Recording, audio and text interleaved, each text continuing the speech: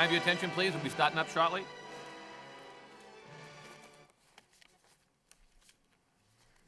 Good evening and welcome to the Lowell Planning Board for May 7th, 2012. Tonight we have several public hearings on. 1, 2, 3, 4, 5 public hearings containing site plans and special permits. And we have a preliminary subdivision as well as a pre-application session. Just want to bring to people's attention, we are short one board member this evening who had a family emergency. So if the applicants request a continuance for a date when 5 people would be present on the board, we usually do entertain those requests. So let me start off tonight. The public hearing that was continued from our last meeting is a site plan review and special permit at 39 and 65 Perkins Street. And we held that meeting together with the site plan on 1 Perkins Street. We did open the public hearing. We had some discussion. There was a request for determination from our law department. We continued for further hearing this evening. May we hear from the applicant on that matter? Mr. Chairman, members of the board, James Flood representing the petitioners in all 3 matters. I'm requesting that the matter be continued to your next meeting when you'll have a full board. Okay. We require special permits, which you know requires 4 votes, so I'd rather Under our have special permit process, the applicant would need 4 favorable votes. Okay. Any board discussion or consideration? Mr. Chairman, I would make a motion to allow the petitioner to, the grant the request of the petitioner to continue the items requested until our next full board meeting. I'll second that, Mr. Chairman. Motion made and second. All in favor, say aye. Aye. Chair votes yes. So they'll be continued to 2 weeks from tonight, which would be the May 21st. Yep. So the matters on 39 and 65 Perkins was a continuation in 1 Perkins. So I didn't address the one for 21 and 39 Perkins. That we haven't opened the public hearing or anything. That'll just be regular continuance. Same request, yeah. Craig, do we have any timeline on this? Are we within time restraints at this time? Or do we need a waiver by council to conform to within the time period, if you know? If the councilor is amenable to a waiver to make sure we meet the public hearing opening, it shouldn't be a problem. The matter could, in theory, be opened as well by the board and continue without comment if that's the desire to do so. It was just filed. This one was Okay. just, I can I'm actually, talking about the first 2. first 2. You know how if we don't act in 90 Oh, days, on it's the- deemed approved? Well, you have my letter anyways requesting it, so I think that would cover that, Mr. Okay. Chairman. All right. That's satisfactory to all board members? Okay. So all 3 of the Perkins Street public hearings will be continued to our next public hearing, which would be 2 weeks from tonight, for May 21st.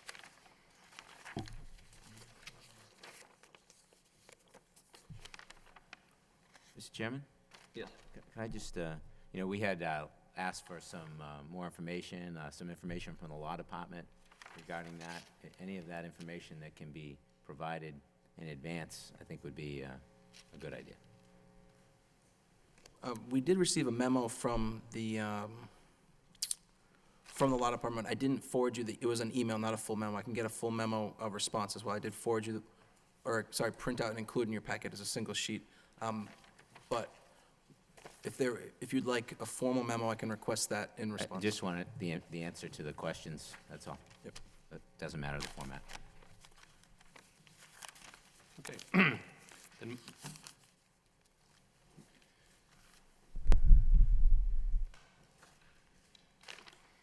Moving along, the next matter is for Lakeview Ave. That's 619, and that requires a special permit as well. Attorney Flood, are you on that matter as well? Yes, I am, Mr. Chairman. I would make the same requests if possible. Okay. Okay.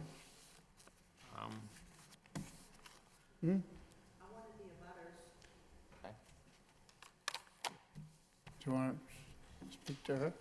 Okay. Well, you requesting the matter be continued? Okay. Okay, want to come up here, ma'am, so we can hear you properly? Okay. Well, no, I mean, Tom, I could talk to her after and Sure. get her name and address and speak to her. Okay. If you want me to What call will her. happen is, since it's a special permit, as indicated before, they need 4 out of 5 votes, and we shot 1 member tonight who had a family emergency. So what we're gonna do is we'll continue to the next public hearing. Well, the request is continue to the next public hearing, which will be 2 weeks from tonight. So the applicant has the right to have the full board present. And anybody want to make a I'll make that motion, Mr. Chairman, to continue it at the request of the petitioner to the next meeting at 5:21. Mr. Chairman, I'll second the motion. Motion's made and second for the continuance. All in favor, say aye. Aye. Chair votes yes. So this Uh, matter, Mr. Chairman, I'd just like to encourage the residents to come back, with your concerns at the next public hearing. so that matter will be continued for 2 weeks from tonight as well. Thank you. Let's see. Which one does he have next? Yeah, that's one I think he's going for. That one's. So next matter is a site plan review for 1733 Middlesex Street. Is there a request for continuance of that, Mr. Flint? No, okay. We'll go forward with that. So the site plan review for 1733 Middlesex Street. The Lowell Planning Board will hold a public hearing to hear all interested persons relative to an application by Ken Cole Investment Trust seeking site plan review for a proposed commercial expansion at the above address. The site currently contains 3,838 square foot commercial building with 51 parking spaces on 51,101 square feet of land. The applicant proposes a 2,315 square foot addition to the commercial building to create a new 6,153 square foot lot, creating 70 parking spaces, and install a new stormwater management system on a lot with 50,758 square feet. 343 square feet will be purchased for an adjacent development. The proposed project is located in the Regional Retail Zoning District and requires site plan review with the planning board under section 11.4.2 of the Lowell zoning ordinance. May we hear the case for the applicant? Good evening. James Flood representing Ken Kaiser, Ken Cole Investment Trust. Ken's with me tonight, and also with me tonight is our project engineer, Bernie Paquin from Dana Perkins. You want to set up, Bernie? or- You can put it up there.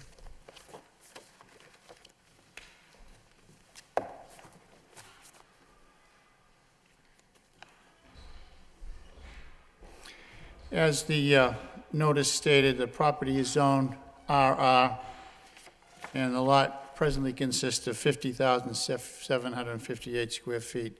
The difference of that 348 is a piece of property that was conveyed to Lowell Mammoth Development LLC for the radius on the new Edward Street. It was at the corner of the lot, so that's where that 343 square feet went. So we're before the board tonight requesting site plan approval to add an addition of approximately 2,315 square feet to the existing restaurant building that's there. Also for the repavement and reconstruction of the parking lot and the installation of a drainage system. And a lot of you people are probably aware, the site was the previous location of a restaurant called the Super Bowl Restaurant, and that was the building of approximately 3,838 square feet, and it also had a deck for service of food of 1,134 square feet.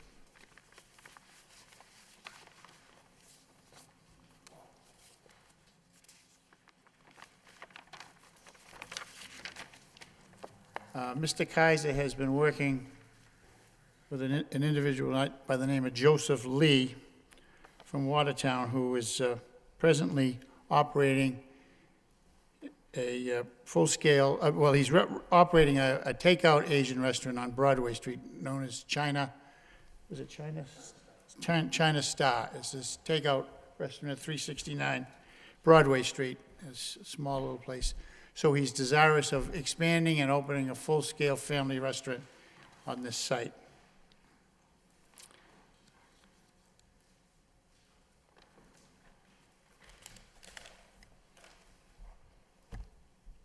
His proposal is to completely renovate the prior building, to add a new kitchen, new bathrooms, a new bar, a dining hall, and he's proposing to construct a basement under the proposed addition for storage.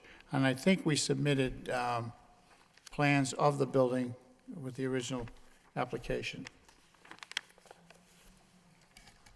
The site plan as submitted calls for 70 parking spaces. We've also requested a special permit from the City of Lowell Board of Appeals under Section 6.1.5, Paragraph 5, to reduce the parking requirement to 1 space per 250 square feet, which really under that requirement only requires 26 spaces. And that matter is scheduled for hearing next week. A large portion of the building consists of a kitchen, and the employees will not need any parking because they all come in from Boston by way of van. We have reviewed the comments provided by the city, and I'm going to try to, Mr. Fleck, can I just ask you, you said they come in by way of Boston by what? by van. Oh, okay. Most of I didn't these, catch that last word. most of these restaurants, they bring them in. I heard you say Boston, I didn't catch the last word, thank No, you. by van. So there's no requirement for, all of them will be coming in from Boston, so there'll be no employee parking. As far as Craig Thomas's comments are concerned, number one had to do with the parking spaces located in the front of the building, which he recommends be removed, and that second curb cut be closed. We don't have any problem with that. And we would propose, instead of the parking spaces, to landscape that area in the front. Number two, as to the sidewalk in the front, we will agree to repair that section where that curb cut was and bring that up to city standards. As to number three, I'm going to defer to Bernie Paquin because that really has to do with drainage, and he can answer that much better than I can. Number four deals with a willow tree that is located in the back of the project. Mr. Paquin has advised me that willow tree is partially on our property and partially on the abutter's property. It is, however, within 10 feet of our proposed drainage system. We will give it the best effort possible to try to save that tree and not damage it during construction. Number five had to do with Cape Cod berm. We're proposing inside the parking lot. We would like to keep that. It is a private parking lot. We're responsible for all maintenance, and if it has to be repaired, we'll repair it. But we would like to stay with the Cape Cod berm. There was a question about the retaining wall on the right side of the property. You can see it on the side of the plan. It's in small print, but there's an existing wooden retaining wall there. We would propose to change that by using concrete blocks, so there won't be any problem with any wood that might disintegrate. The next one had to do with the stockade fence between our site and the residential property that's located at the end of the new Edward Street. We have no problem putting arborvitaes in there or some sort of a pine tree, if that's the wish of the planning department, or a stockade fence, whatever you people prefer. Number 8 has to do with the rear parking area. The traffic engineer made a comment about closing the back portion of that parking area. We'd like to leave it open. It's in the rear of the parking lot, and I don't think that it should cause any problems, but if we did block it off, it could cause some problems with drainage, because the drainage flows from the back of the lot down through that area.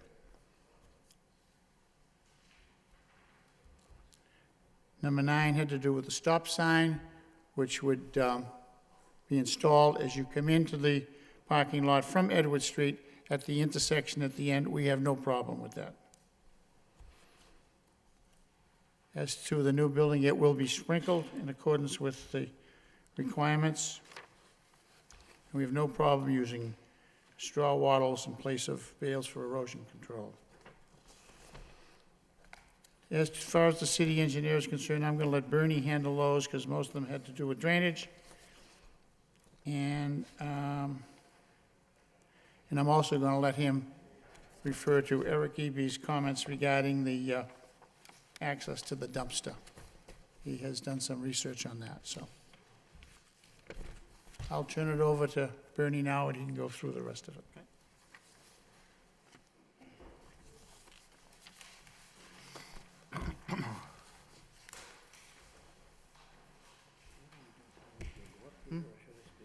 You can get it, you can take one of those, yeah.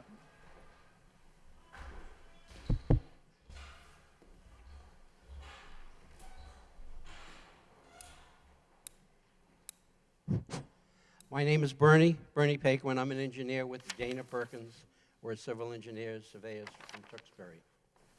I'd like to start out with this plan right here. This is the existing conditions plan.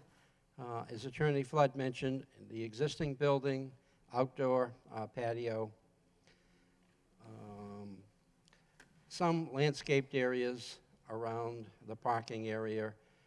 Part of it is striped, and the remainder is just open pavement, but this is all impervious pavement right here, occasionally used for parking. There are presently 2 curb cut openings, one here and a second one here. As Attorney Flood mentioned, it is being proposed to close this one up and leave the other open. This is our proposed site plan, landscaping plan. We have provided, as Mr. Attorney Flood said, 70 spaces for the new parking area, minus the 4 that we will eliminate by closing up this entrance. So there will be a total of 66 new parking spaces. We have a landscaped area that does meet the criteria of internal landscaping within the parking lot, and we have provided, we feel, is the correct amount of trees in the area of the parking area to satisfy the requirements. I'd like to go to drainage at this point in time. Presently, Excuse this me, before you- existing... Can I just, I'm sorry to interrupt. Sure. You said that there's 66 more parking spaces? A total of 66 new parking spaces. What about the parking on the side of the property now?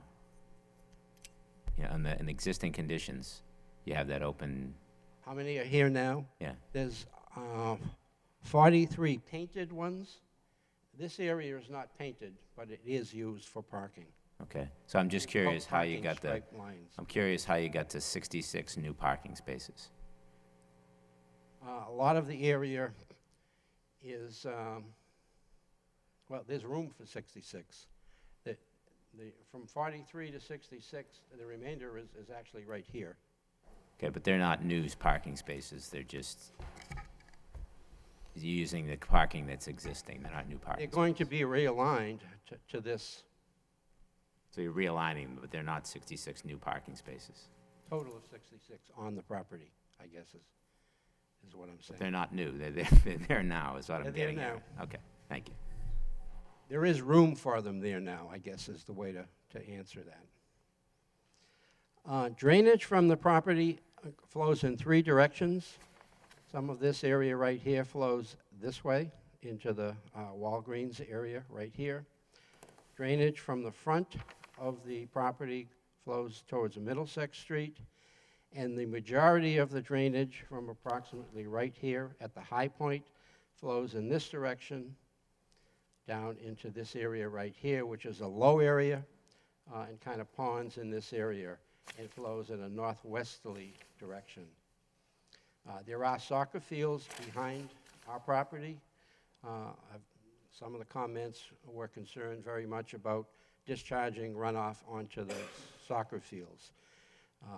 That is not going to happen. In fact, the soccer fields flow in the downward direction on this plan towards our site, so that they are higher than this area right here. But that is a general configuration of the drainage flowing in this direction. What's being proposed?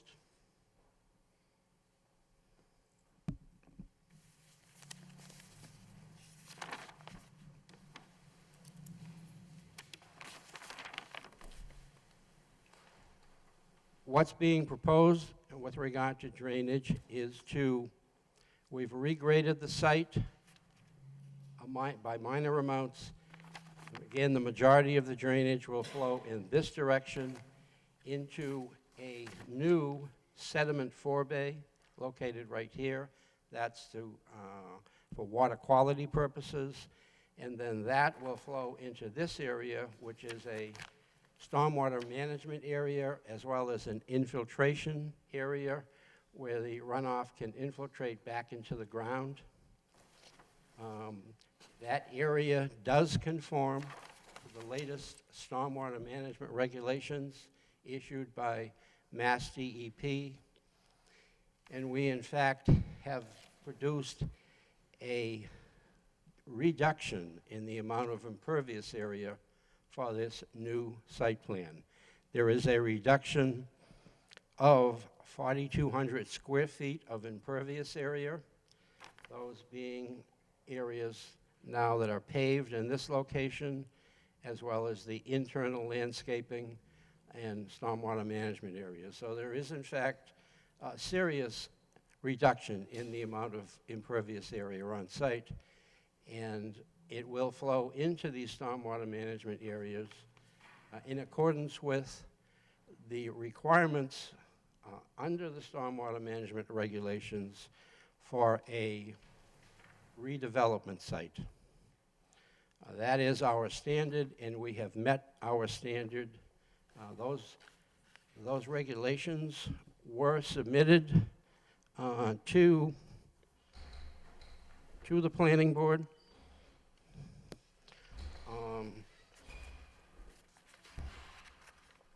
And contain all of those calculations, as well as the NPDES permit information and stormwater pollution prevention plan, both during construction and in the future.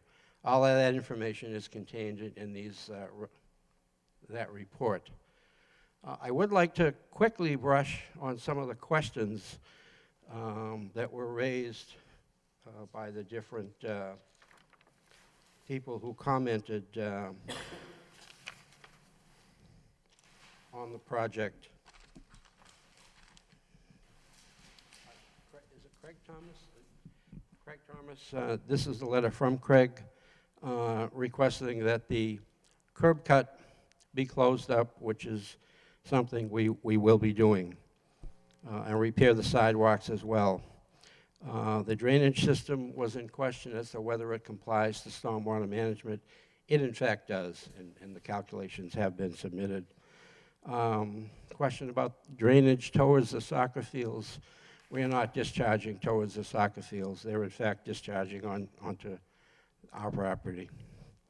The willow tree, again, we will attempt to work around that tree. All our work will be only on one side of the tree.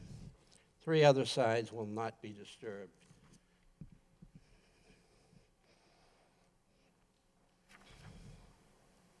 The Cape Cod berm is a preference.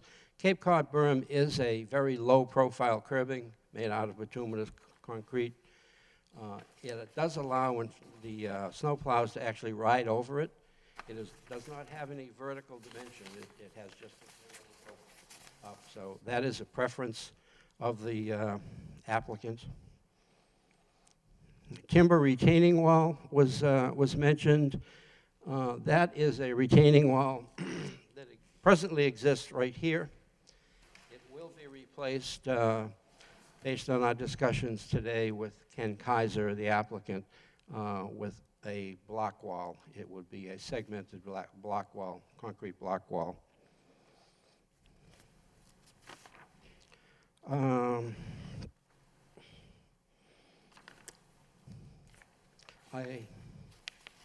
those were the high points in that letter. I'd like to touch on a couple of other items. We have shown the proposed dumpster location right here. And the question is, can the dumpster truck actually get in there to remove it? We need to maybe take a second look at that, which we will do. We have the dimensions of the truck as of today, and we will give it the correct turning radiuses and backing radiuses to make sure that it does function. We may rearrange this back parking area slightly to accommodate that a little bit better. With regards to comments from the city engineer, she's asked about a crosswalk that was shown on the plans for Walgreens. Asked us to add that as well. That is a crosswalk right here. Our plans that we received did not have that crosswalk on it, so we need to get that information, and once we have it, we will add it to our plans. It's our understanding, as of today, that the grades for Edward Street, the new relocated Edward Street, have been adjusted by a revised plan. And again, we did not have that information. Really doesn't affect any work that we're doing on our property, with the exception of this new entrance drive in the rear. It might be a little steeper than what we're showing here, but again, we need to get that information. There were several questions with regard to stormwater management calculations and drainage divide plans. Again, that's all contained in the report. Question with regard to snow storage areas. We feel that we have enough area on site. The areas would be the islands, as well as this area right here, and that area right there as well. If the snow exceeds that amount, then it would be taken off site if necessary. And I guess the last comment I had is that I have researched the FEMA floodplain maps, and this site is not within a special flood hazard zone. Zone A, it is in a Zone X, which is not, it is actually the 500-year flood. That's all I have. I'd be happy to answer any questions. Can I ask you a question? Sure. Could I ask you a question about the seating? How many seats are in the current restaurant now? That I don't know. Do you have any idea?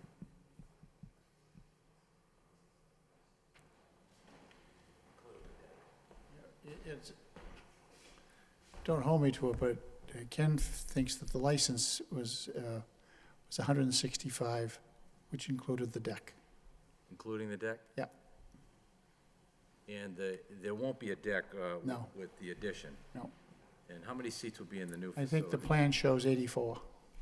84 seats? 84 seats on tables. It didn't show how many seats were at the bar, but I wouldn't think there'd be more than 10 or 12.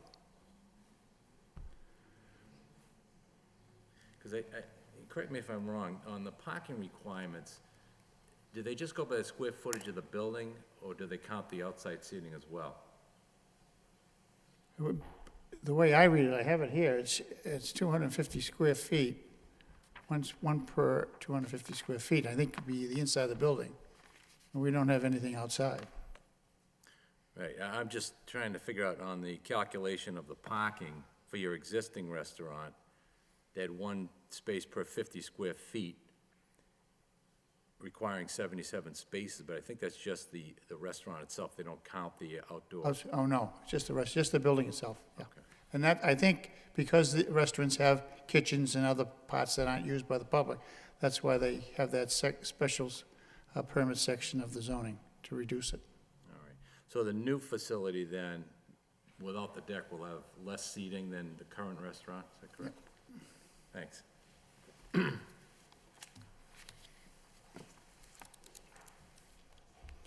Can I just mention one thing, Mr. Chairman? I think we're losing 4 spaces, but Bernie feels we can pick up 3 more someplace on this site.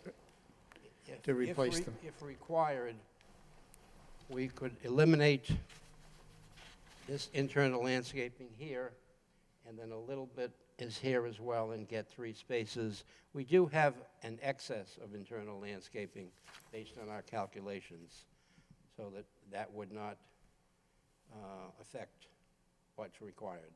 We do have more than what's required. And how many spaces are in the rear parking area? 7.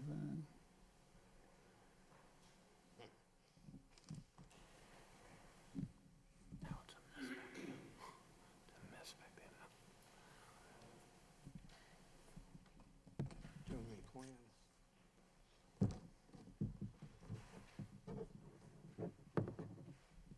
This area right here, Right, that's the new configuration.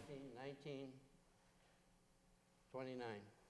So your 66 includes spaces that are in the rear, correct? All of these and all of these, yes. Yep. All right. On the whole site. I mean, the comment from the traffic engineer suggests closing the rear parking area. I don't see how you could do that. You got- I think what they wanted, Joe, was to close, show them the line. They wanted to put a line across here to box that in to make it a square, but that would affect our drainage by doing that.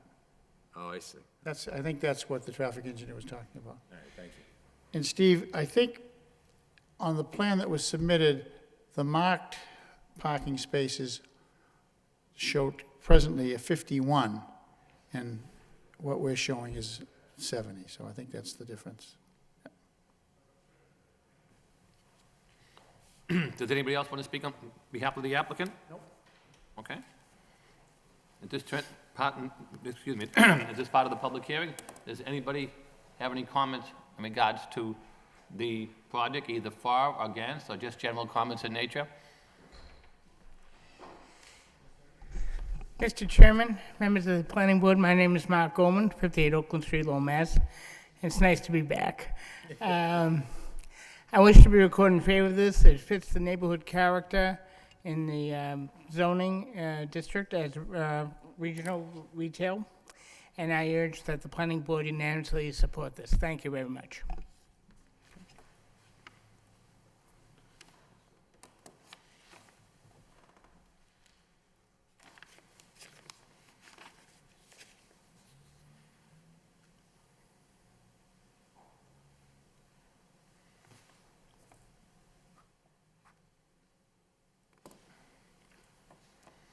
Does anybody else like to speak in regards to this project?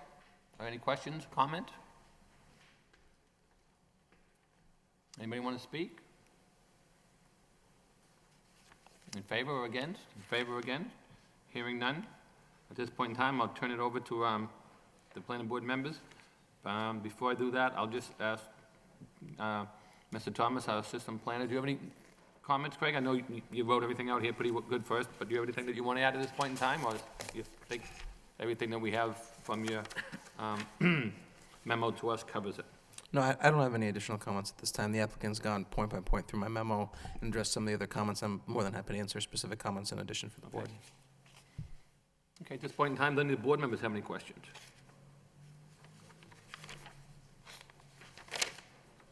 Mr. Chairman, if I may, just... Yes, Mr. Scheck. Just the applicant, I think, did a good job addressing the concerns that were in the memo from DPD. Obviously, the concern, I think, from the city's traffic engineer, I think the main concern was the 2 curb cuts on Middlesex. Well, obviously, closing the 1 curb cut and creating more green space, also continuing the walk, I think, obviously is going to add, compared to what that site looks like right now, the streetscape on that's going to improve considerably. I just want to clarify something, though, as I'm looking at the plan, too. Is that going to be, it indicates on the plan that we're looking at here that it's going to be lawn area, but then at one point it describes it as bark mulch and gravel. I mean, is this? You're talking in the front? Yes. Well, I think that was the original plan with the parking spaces, but now if we take the parking spaces out, we're going to tend to put lawn in there. It's gonna be lawn area, I would hope?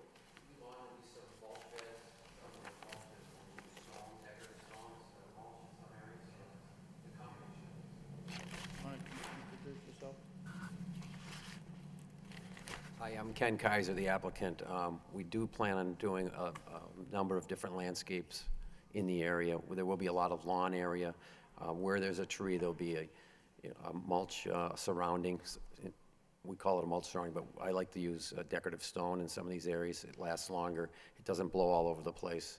It still allows the water to filtrate through it.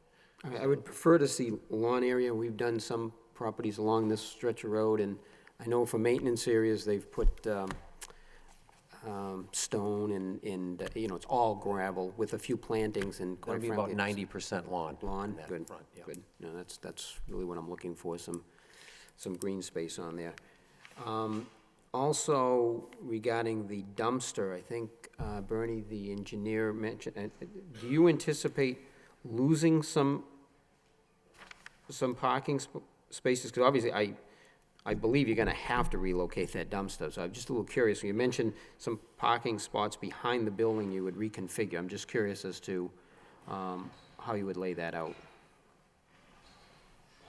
Anticipate losing any spaces. It would be just realigning.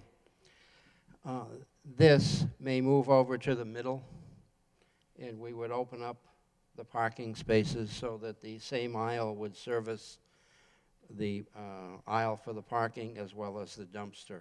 Okay. And that would open up the throat, if you will, and hopefully, we need to make sure that what I'm saying is correct with our stencils and our curves for the different size vehicles. But that's our intent, is to rearrange this area to make it work, or maybe make this throat a little bit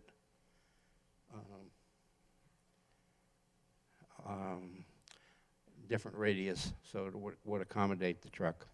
So I think that would be, regardless of what happens there, that's something I think we would want to see come back to us for a final design, I suspect, is what we'd want to see on that. But, and obviously, if you can't make it fit in that particular area, that's another issue as well, obviously. Also, on the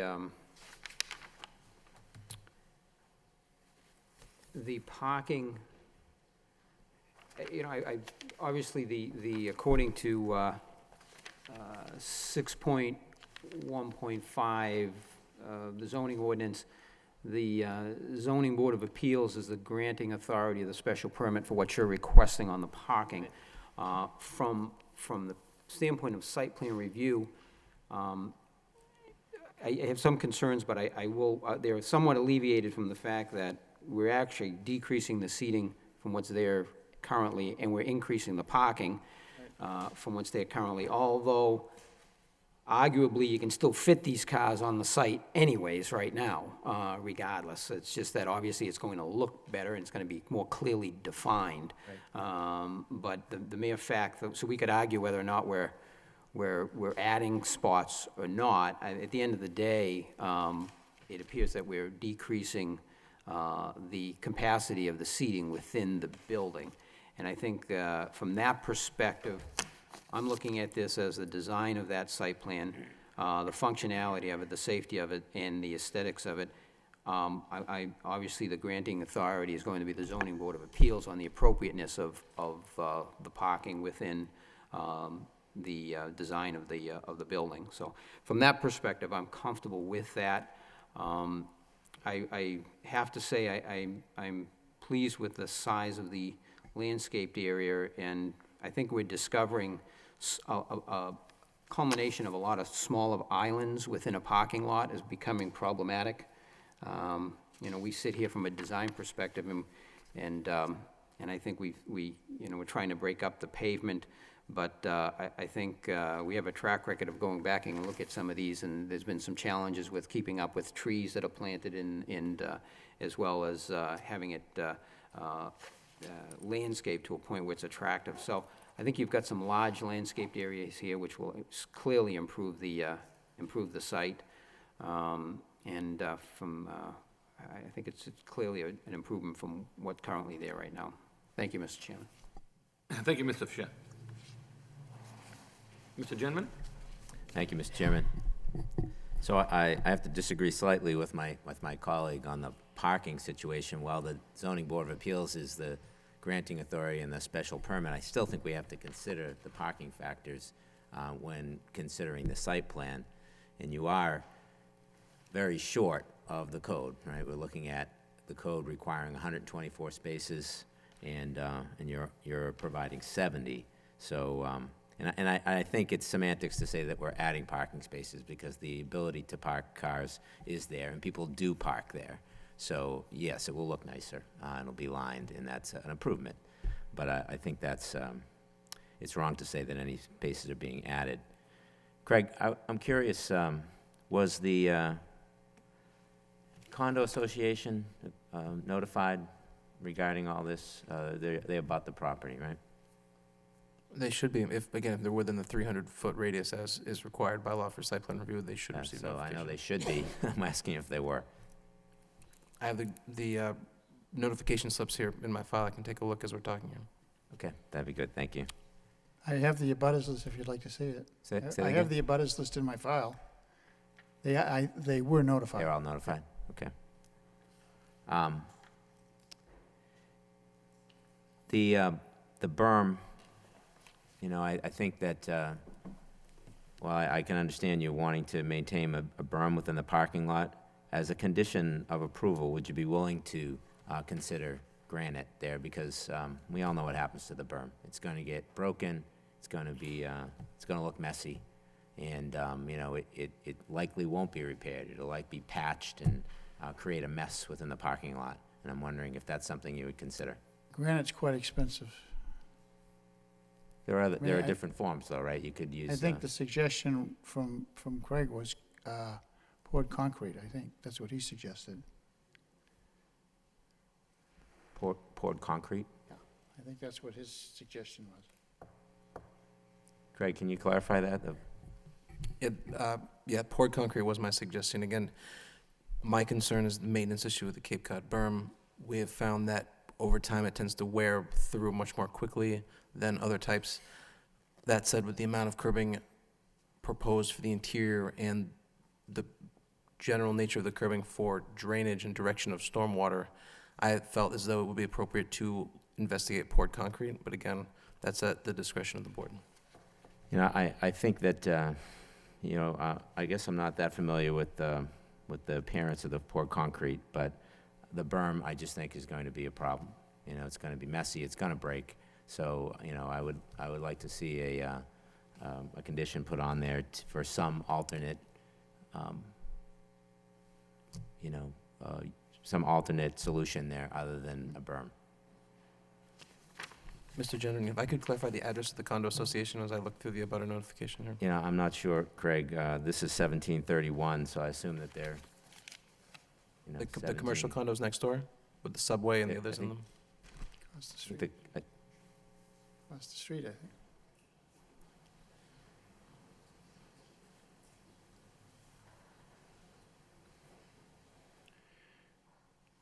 Okay, maybe it is further down then. No, there are condos across the street. There are.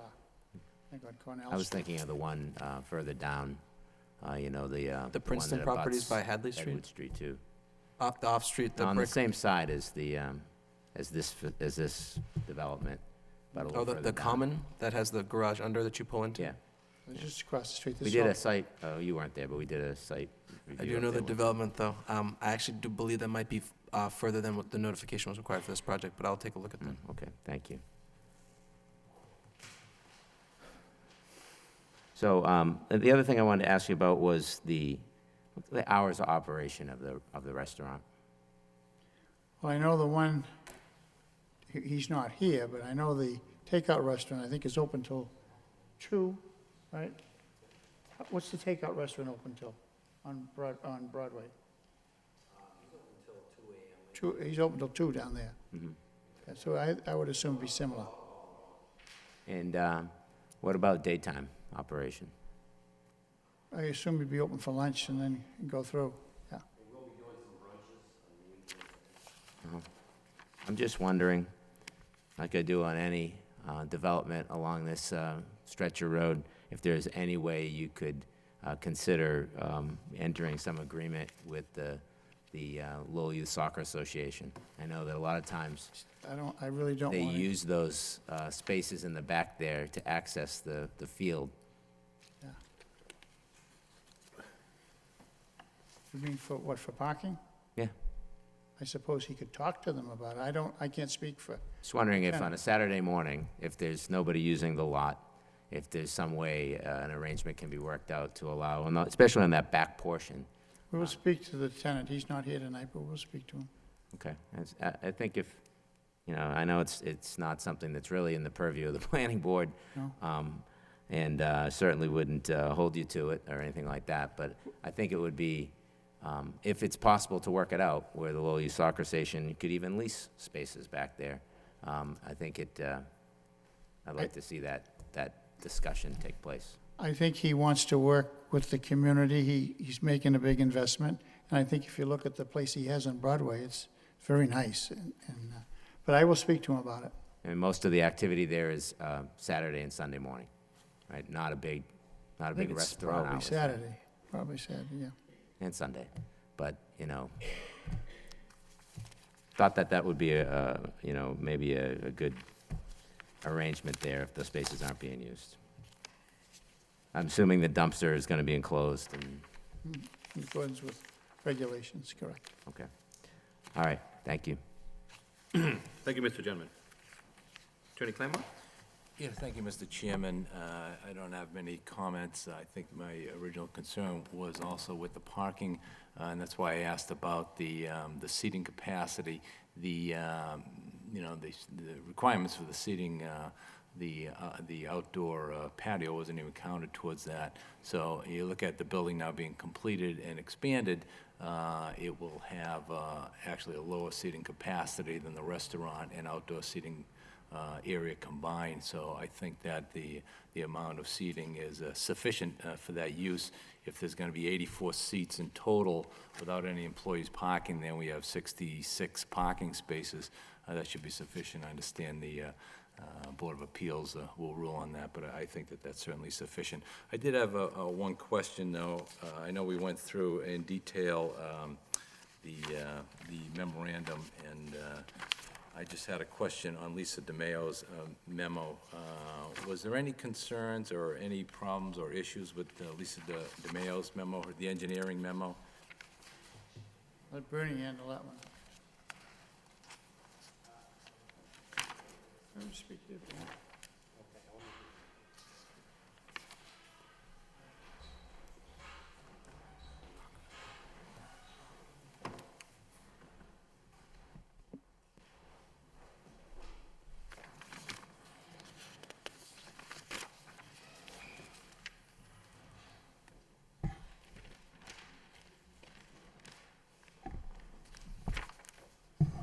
I'm just taking a real quick look here at what I had jotted down. Her comments with regard to stormwater management, we feel comfortable with our design. There are no physical catch basins, drainage piping, or the like on this site, and we are not proposing any either.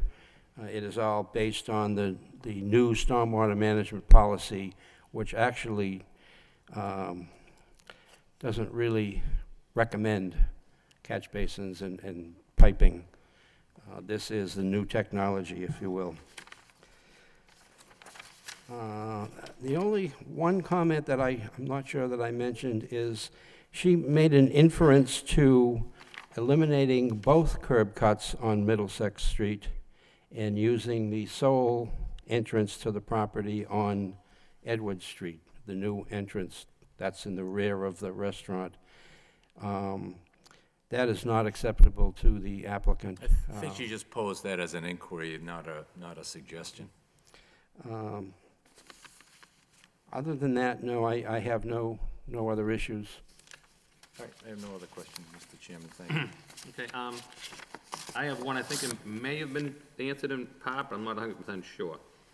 On the city engineer, I know about the 4 parking spaces eliminated, you agreed to that. And I know you talked about the one-way in the back. The part that says, the landscape island should be used to connect the 2 end islands, creating a canoe-shaped island to prohibit vehicles from using the one-way aisle to access the 7 parking spaces. The 24-foot wide aisle at the northwest corner could be narrowed to provide 1 more parking space to the end of 7 Space Road. Do you know exactly what you're referring to there? I'm looking at the plan, I'm not picking up 100%. Did you see the, on the traffic engineer's response? Do you know what they're talking about? Yes, I do. I was going to try to The 7 point to parking spaces?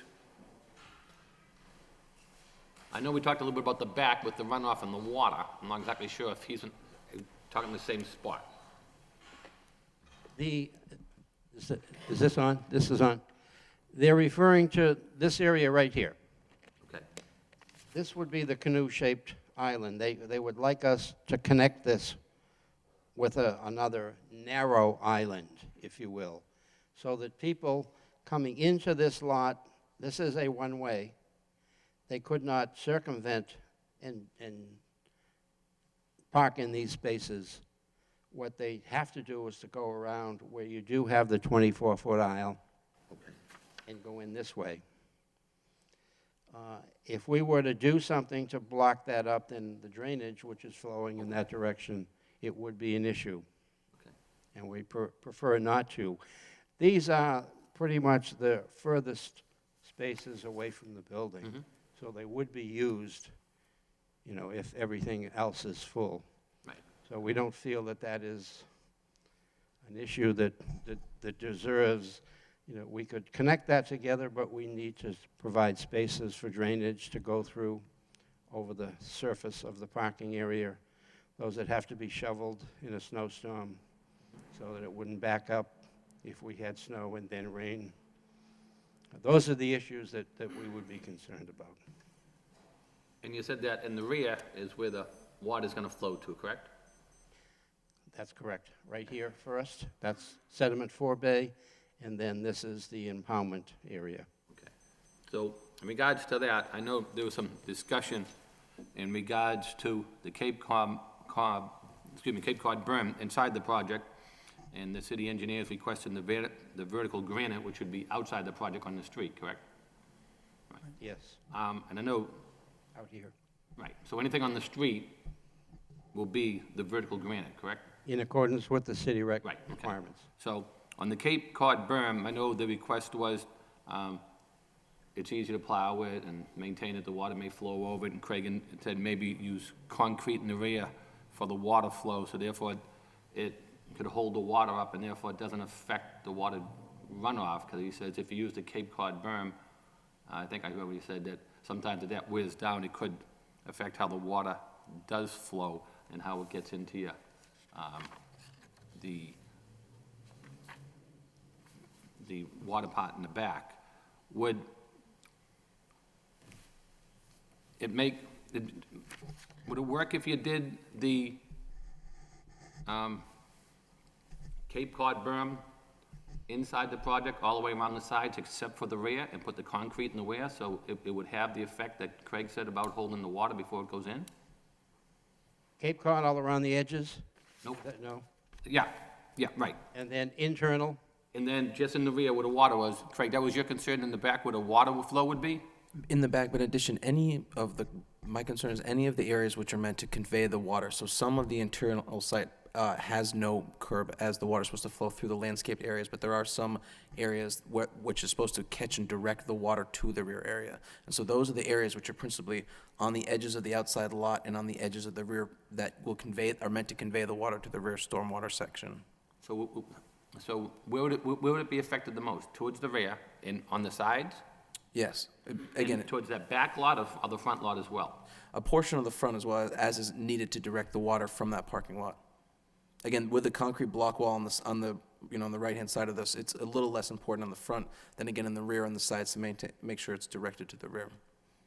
So my question is, do you think you need the concrete wall throughout the whole project, or just in the areas where you have the strongest water flow? If we're trying to give a compromise somehow to make sure that we accomplish both? The difficult plowing areas would be these right here, Right. where the islands are around them. That, I don't want to speak for the applicant, but, that could be concrete, if you will, and then areas that are on the outside could be this Cape Cod berm. Because normal plowing operations, you would be going in this direction. That's all your water flow heading back that way? Right. Looks like, did you see where you'd need more of the concrete for the water flow to be retained? I generally agree with what the engineer is saying as far as the plowing difficulty.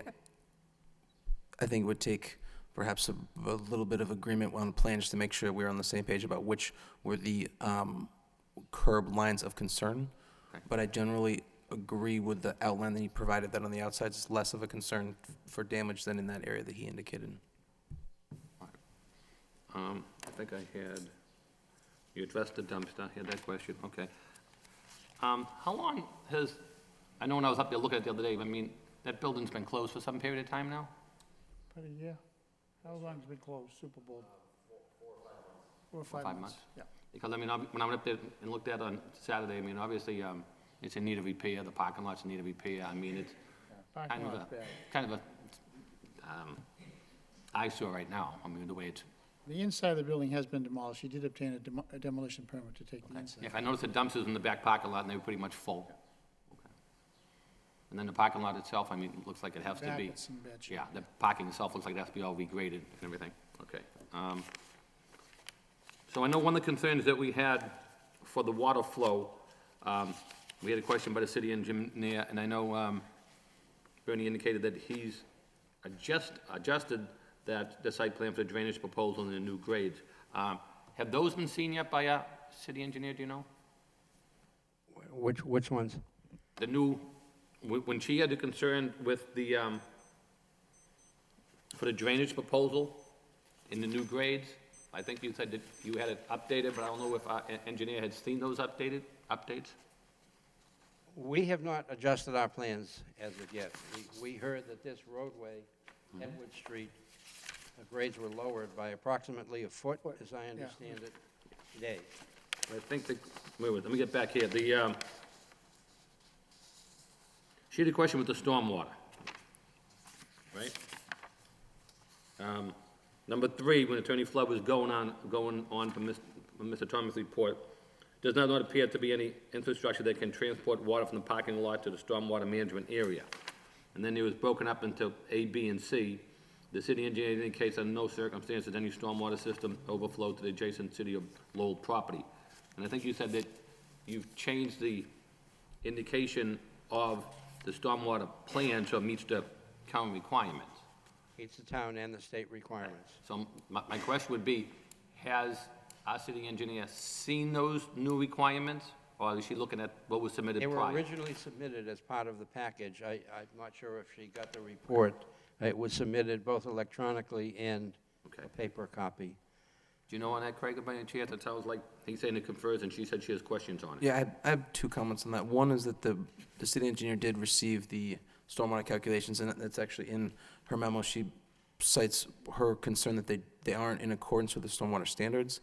I'm not certain as to the nature of her disagreement. Clearly, the applicant's engineer here feels that they are in accordance with the standards. I did receive the information as well. I did not review them. Yeah. The other concern about the chairman's addressing is that on the rear portion is part of the stormwater plan in the rear area, there's actually an overflow to the Edward Street soccer field area, and she's saying under no circumstances would we allow an overflow for that structure to the city of Lowell parcel. She's saying, no, so the overflow what? No circumstance stormwater overflow to be adjacent to the city of Lowell property in the rear. Right. Okay. So she received the plans that he says is conforming, but she said her report doesn't really say that it's, because she talks about requiring test pits for the board, It appears that the applicant is exploring low-impact design stormwater management techniques in the landscape area. The board may wish to explore the plans for stormwater mitigation with the landscape island. I'm not sure what she's referring to. If you submitted plans that you're saying are up to standards, and she's indicating to us that she doesn't think so, so I'm not exactly sure what's missing. So that's a question I had, so.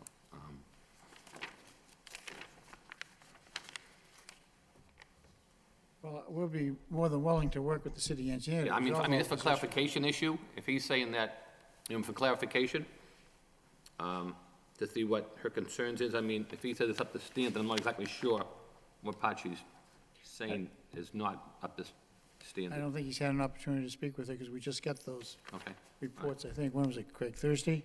okay. We got the, I believe Wednesday, but Wednesday or again, Thursday. a little bit later than is typical. yeah, so he hasn't had a chance to talk to Lisa, but we will work with her to satisfy the city engineer, Okay. satisfy And then I the know there's traffic. one other question, I think that, was this by her? Yeah. Just in regards to the, I understand you're gonna have most of the snow storage on site, and if it gets too big, you'll truck it off. Get off, yeah. I know she had an indication here that the city will be using the area on the edge of the Edward Street for snow storage, so this would not be available for your project, so. I think he showed where he's gonna store it. So that's not something that you were considering anyways, right? That's this area right here. So you wouldn't be using that area, right, because you have to drag it and push it all the way out? No. No, we will not. This area and these. Okay,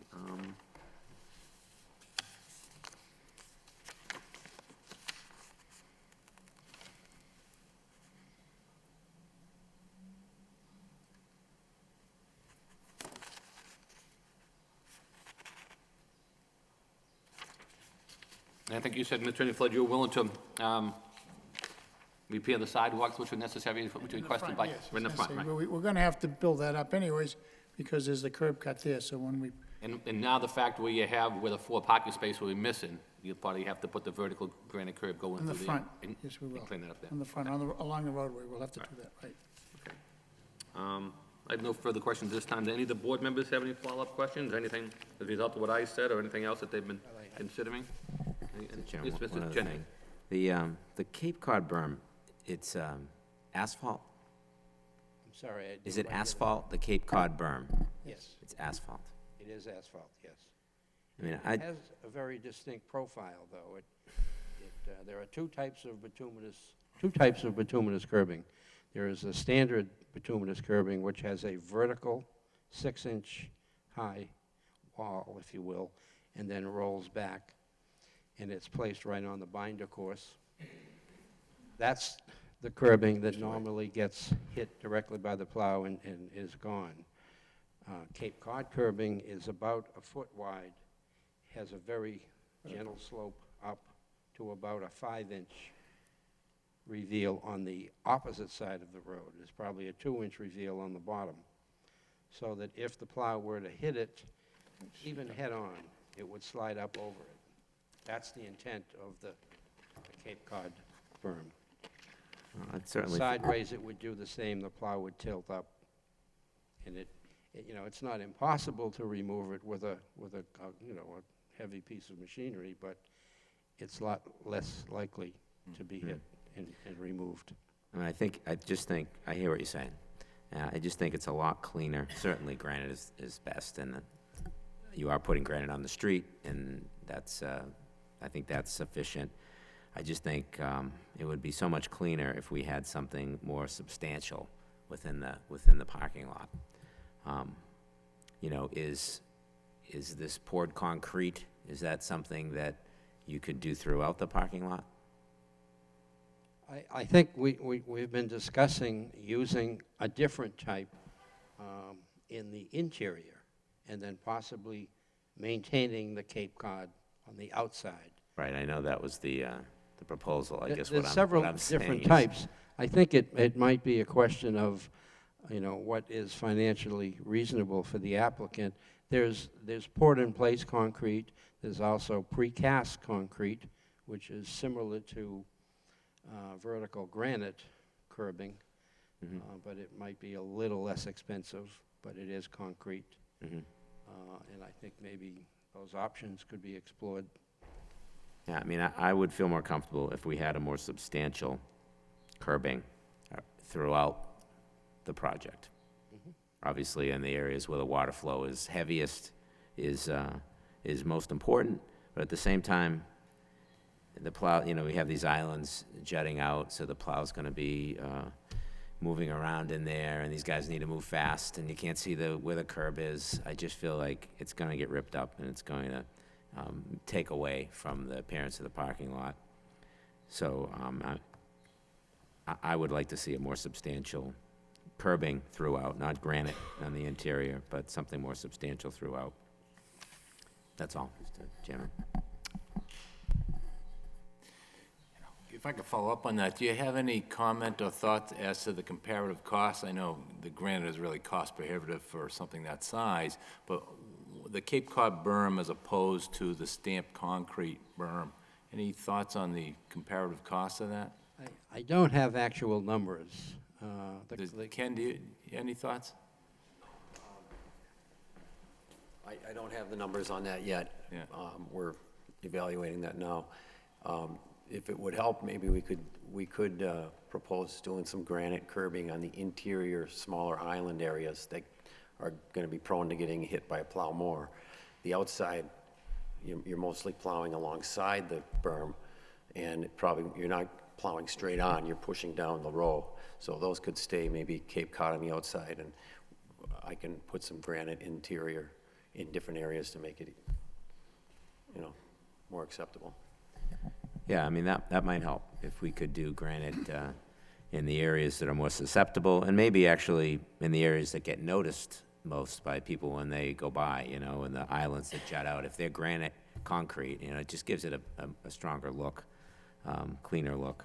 So I think that would be a reasonable compromise to consider using along those areas where the water flow is highest, and the areas around the islands, if we could use granite, vertical granite, or the stamped concrete or some other more substantial material, I think that would work.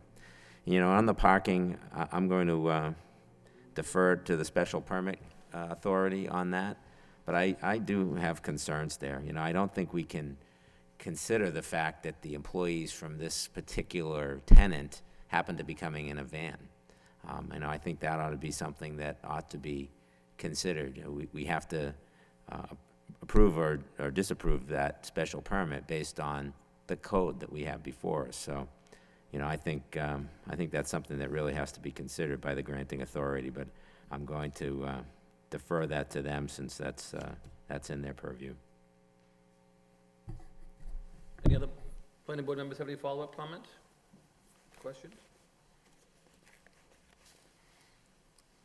Okay, at this point in time, any of the board members want to make a recommendation in form of a motion at all, or further discussion?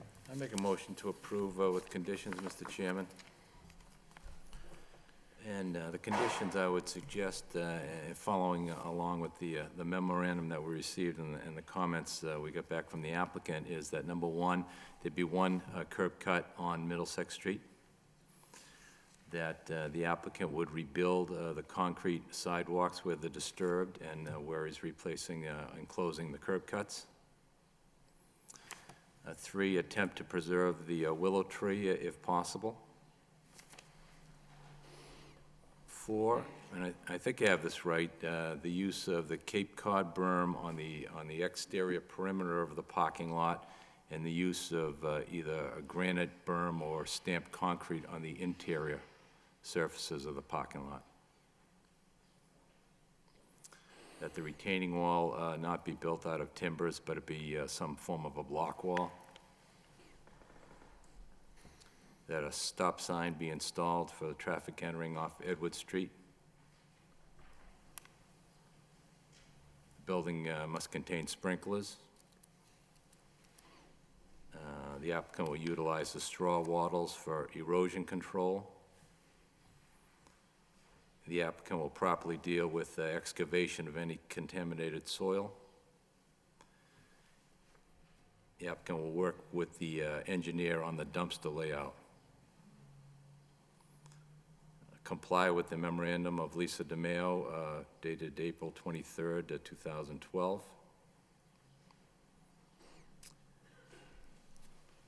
Obtain a variance for the parking requirements. And prevent stormwater from entering adjacent properties, and work with the city engineer to satisfy their requirements. And finally, although not a condition, the applicant has indicated they would speak with the tenants to possibly allow morning use of the parking lot for the soccer fields. Mr. Chairman, I'll second that, but I just have one question for Greg. I'm assuming if, which we've had in the past, if there's a extreme deviation from the location of the dumpster, that it would come back before the board if DPD was to determine there was a... If the movement of the dumpster required significant reorientation of the parking, that would qualify as an amendment at the very least, so it would have to come back before the board, but the board could also condition that the final site plans need to come back before this body in, at whatever time period they are finished for administrative review. I would, if the maker of the motion would not mind just adding that verbiage on that. Yeah, I have no objection. In other words, come back with the plan for the dumpster location. Yeah. Just resubmit the plan to us for the dumpster location. What, I didn't hear what Craig said, so. He's talking about changing the dumpster area, giving us a plan to show it is satisfactory to the city engineer. Yeah, okay. And if there's a significant change in that, just bring the plan back to the planning board, so we'll give you the final okay. Answer the question on that. And he's saying if it changes quite a bit, it could be an amendment, but hopefully it's gonna stay in that area, but hopefully a little bit further over. Right. Thank So you. they can make that turn in radius. That's all right, sure. Mr. Chairman, I'm sorry.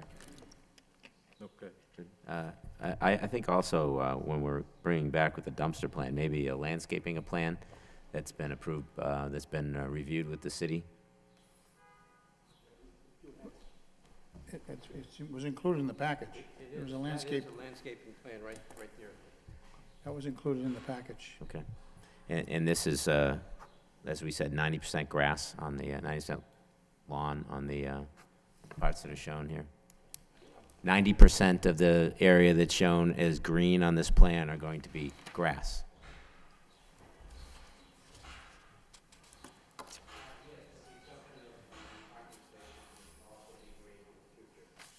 Oh, right, those will be lawn as well.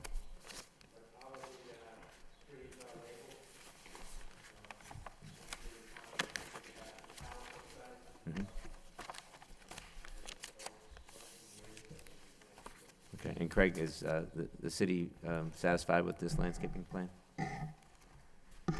It does meet the minimum requirements for the amount of landscaping on the interior. I don't believe it made it into my comments because the first step would be to investigate closing the second curb cut on Middlesex Street, but I may have hinted in my comments that the desire for some increased streetscape improvements proposed in that area where that curb cut to be closed. I think that came up at some point in the hearing, and that the applicant said they wouldn't have any problem with different types of landscaping on the site, including that area. Okay, so maybe we can make the condition that the applicant work with the city to meet their requirements regarding streetscape landscaping. That's fine. Because you'll be adding some more landscaping in that full, where they're taking out the full parking spaces anyway. And that's what Jerry talked about with the, instead of just a gravel, some, I think he said like 90% grass and then some shrubbery maybe. Any further discussion? If not, we have a motion on the floor, motion been made and second. All in favor say aye. Aye. Aye. Chair votes yes. Any opposition? Hearing none, the motion does carry. 4 in favor, 0 against. Good luck. Thank you. Give me 1 second, Mr. Chairman. Sure, I take think your time. The sign-up sheet is missing, and I know there was only one signature on it, it was Mark Goldman, but I don't know where it went. You have to check Mark for it then. I didn't take it. I Thank you. appreciate all those who spoke signing in and returning that to me for use later. In all seriousness, no, Member Claremont, could we go through the conditions again, just to make sure I have these? Obviously, I added the last two that came up in discussion. The applicant shall resubmit final plan for administrative review for dumpster change and work with DPD on landscaping plan specifically to the streetscape for Middlesex Street. Oops, gosh. let me go through what I have, these other ones, okay. There'll be one curb cut on Middlesex Street. Applicant shall rebuild the concrete sidewalks where disturbed and the curb cut closed on Middlesex Street. Applicant shall protect the willow to the greatest extent possible. This is the one that I missed your language on. I know we talked about this a little bit. Shall use, Right, I think it was, they use a Cape Cod berm on the exterior perimeter of the parking lot and use either granite berm or the stamped concrete for all the interior surface of the parking lot.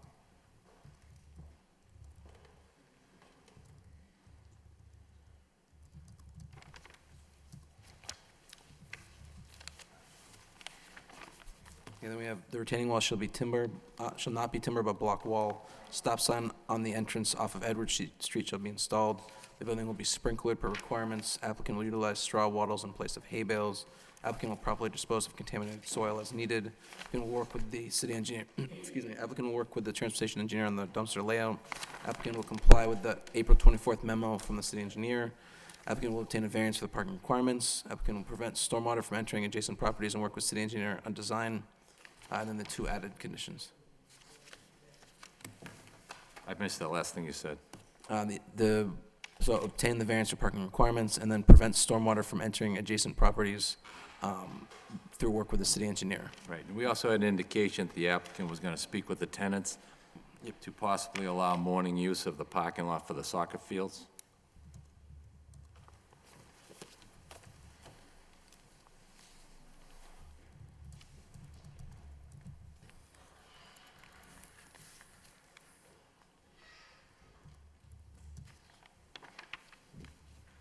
Thank you. Okay, moving along, the next matter is a preliminary subdivision approval for 219 Trotting Park Road. The board will hear a request for preliminary review of a proposed subdivision at the above-listed address.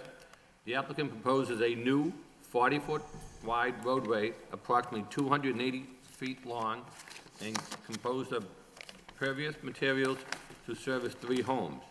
2 parcels with existing homes that currently abut Trotting Park Road will be subdivided to create a new building lot.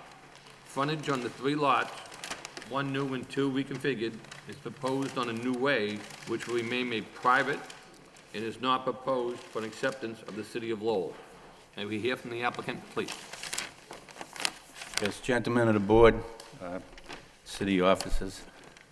My name is Ron Close. I'm the engineer representing the Herbors and the Drapers, who are current residents at 206 and 208 Trotting Park Road. There are 2 existing homes there, occupied by each of these families. Their intent is to re-subdivide out 2 lots into 3 lots and put a city standard road in.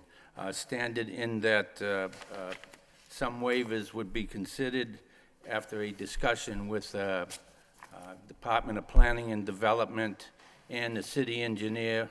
Approximately 6 months ago, we presented a plan to them, and they made some recommendations, and what you see in front of you is trying to incorporate those recommendations into their suggested design. Mrs. Draper is here.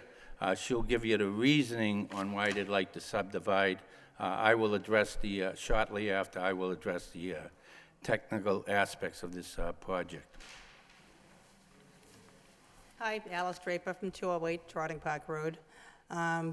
Trying to propose a subdivision, just divide a portion of my land and a portion of my daughter's land, who's 206 Trotting Park Road.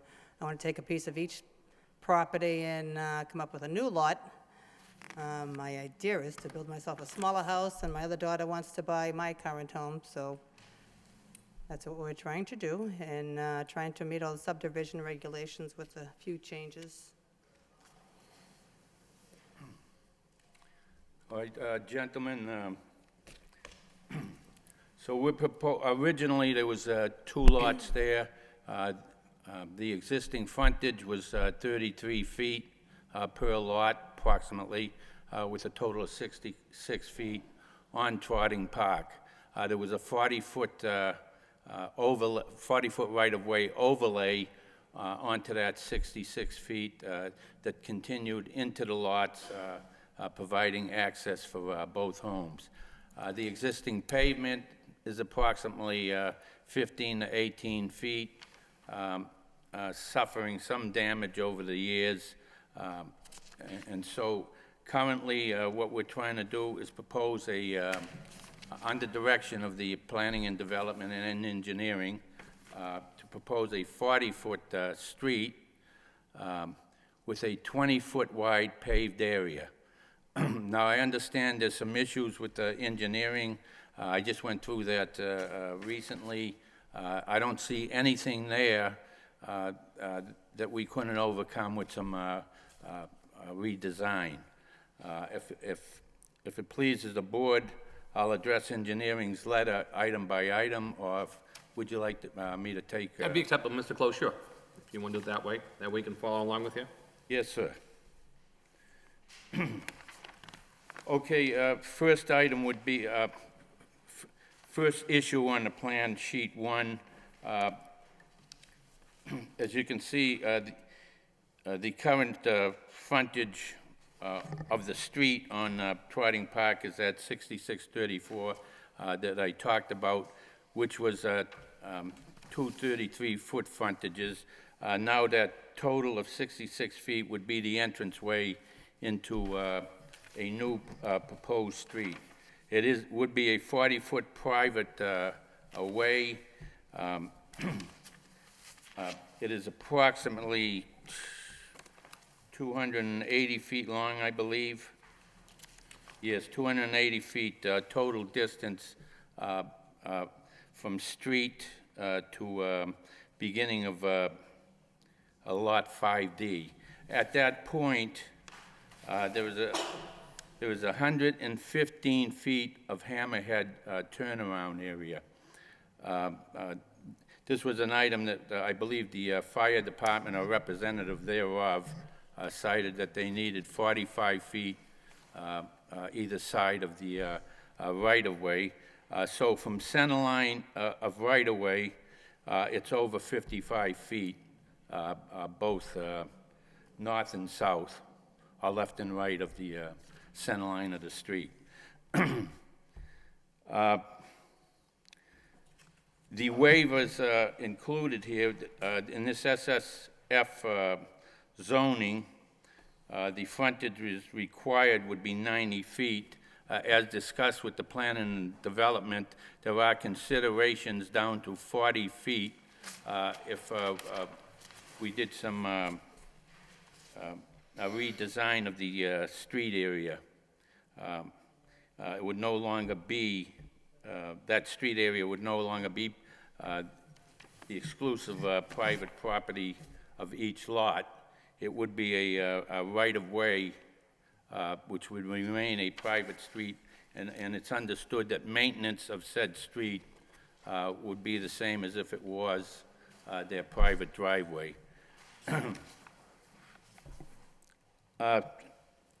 What at issue here, one of the issues here was that both lots were land-rich for this area, better than a builder's acre, 40,000 feet plus. I believe one of them was 42 and the other one was 41 or so. Each of the lots will be well over 25,000 square feet. Lot 5C, which is one of the original lots, will be remain at 27. Will be a new lot at 27,000 feet, and Lot 5B, which was one of the original lots, will be 33,000 square feet. The new lot proposed is 11,000 square feet. I believe it's 10,000 feet. 10,000 square feet is required. So two of the lots are well over, almost 3 times as much as what's required in the area. And the new lot, 5D, will have well over 10,000 square feet. On the engineering letter, their interpretations of the plans were somewhat hampered It is a busy, as we call it in the field, it is a busy plan because there was a lot of utilities in the right-of-way.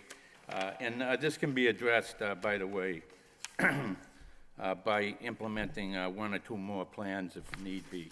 That is sectioning out the utilities onto their own plan. So I'll discuss that with engineering in the near future. Most of the items on site inspections and permits are known. We can add the notes to the plans to accommodate that. That is a driveway permit, trench permit, et cetera. And the working hours during construction.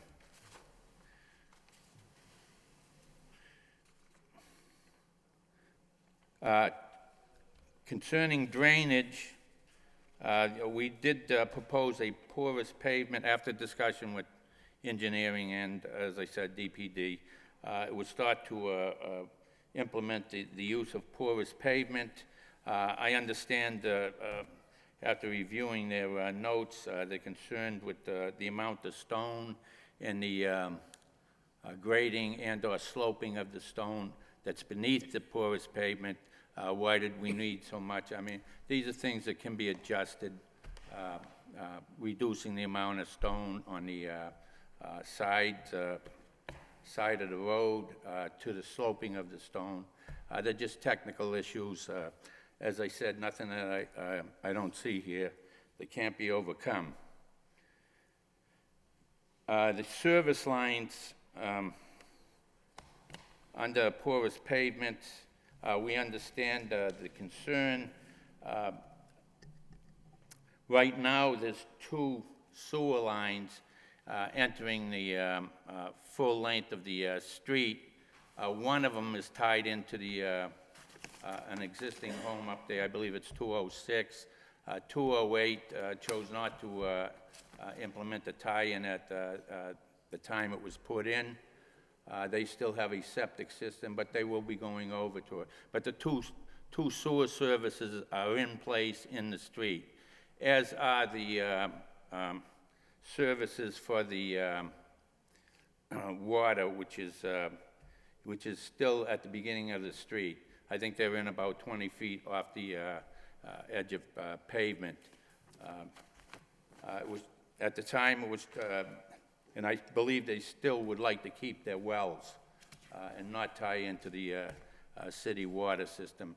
And I don't believe the ordinance says you have to tie into the city water. If I'm wrong, then we'll address that issue with the planning and development.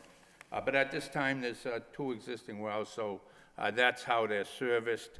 I believe you want to do another well.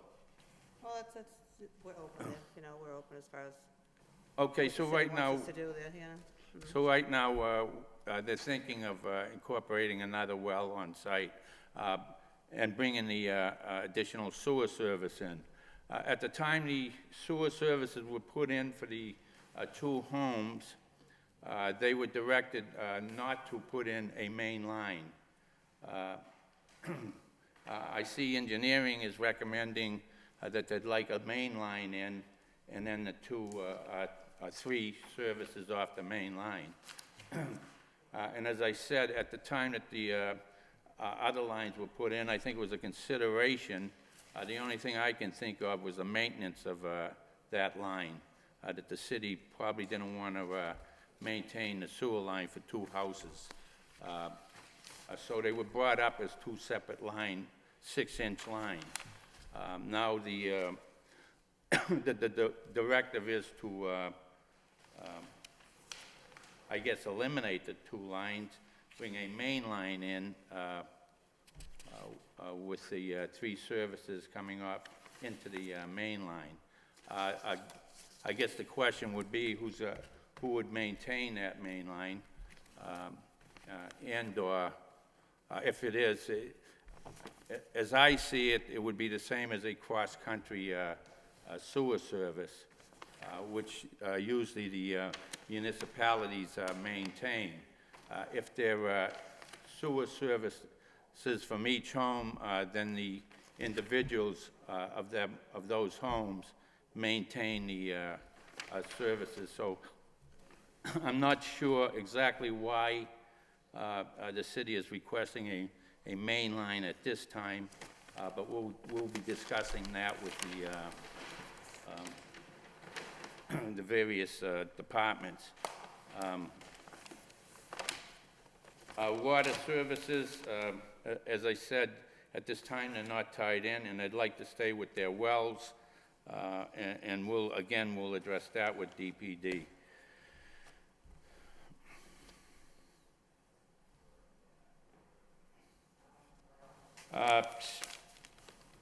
One of the items was stepped installation of filter fabric under the roadway is not allowed.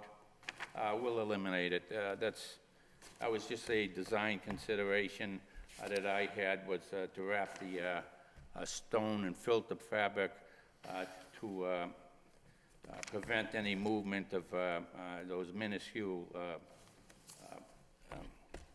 dirt and debris, etc., from moving through the stone.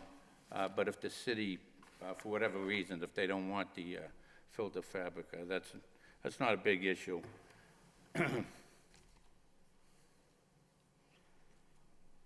There is gas to the homes. I'm going to have to contact the, this is still under utilities, by the way. There is gas to the homes. I'm going to have to contact the utilities and have them located. There was no way for us to know what was there at the time we did the survey. We are aware engineering is quoting from the manual. Most of the stuff is right out of the manual for stormwater.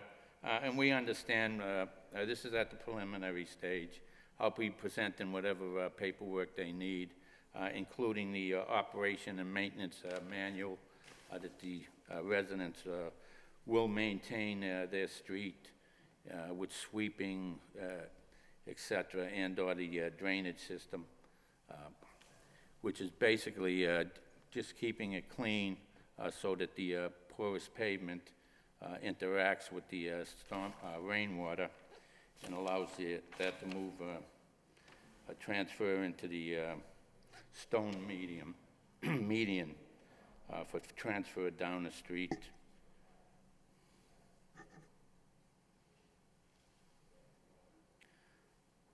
And again, I'm looking at like dewatering locations, erosion control. That will all be addressed with engineering.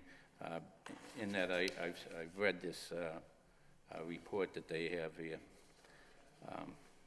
And so with that in mind, if there's any questions from the board or the city, I'd be glad to address them. Ma'am, anything else you want to say? Not at the moment. Okay. Does anybody else want to speak in regards to this project? Anybody else? Anybody else want to speak? No? Okay, any question the board at this time? I just have one or two questions. So, Mr. Close, I was looking at, what was it? Just a couple things. I think it's from the, let's see, talking about the roadway. We received a thing by Mr. Lemire. Who's that, the fire department, Craig? Deputy Fire Department. He just says that the driveway now is in poor condition and the tree branches over the driveway would hinder fire apparatus. So he says for the fire apparatus, the actual width would be at least 20 feet, which you propose 40, so we're all set there. And then he said the hammerhead should be 45 from each side of the roadway. So then he comes up with approximate 110 feet length. Which it is on the plan. Okay, so is that to the end of the driveway and then teeing it off? Yeah, the hammerhead at the end is about, I believe it's 115 feet long. If you Okay. look at sheet 2, Okay, you'll see on the lots themselves, on a hammerhead, it says 20, then 90, then 5. Okay. Adding that up, it's 100, underneath that, within the street area, it says 115 feet. So we're proposing 115 feet of total hammerhead, which should give the fire trucks their turning radius and backing up area. So that hammerhead area would be, This is the total thing, 115, yep. these three together. Oh, I see. If you look at sheet Yeah, one, I'm getting it now, okay. sheet one, and just add those figures up, I didn't put the total 115 there, because these are for the lot subdivision. It says 20 and 90, which is 110, plus 5 Okay. feet, 115. All right, because then he said, what else with it? There may be trees that require removal in the hammerhead. Maybe, Yes, sir, we'll, is that the tree that has the sign grandchildren crossing? Yep.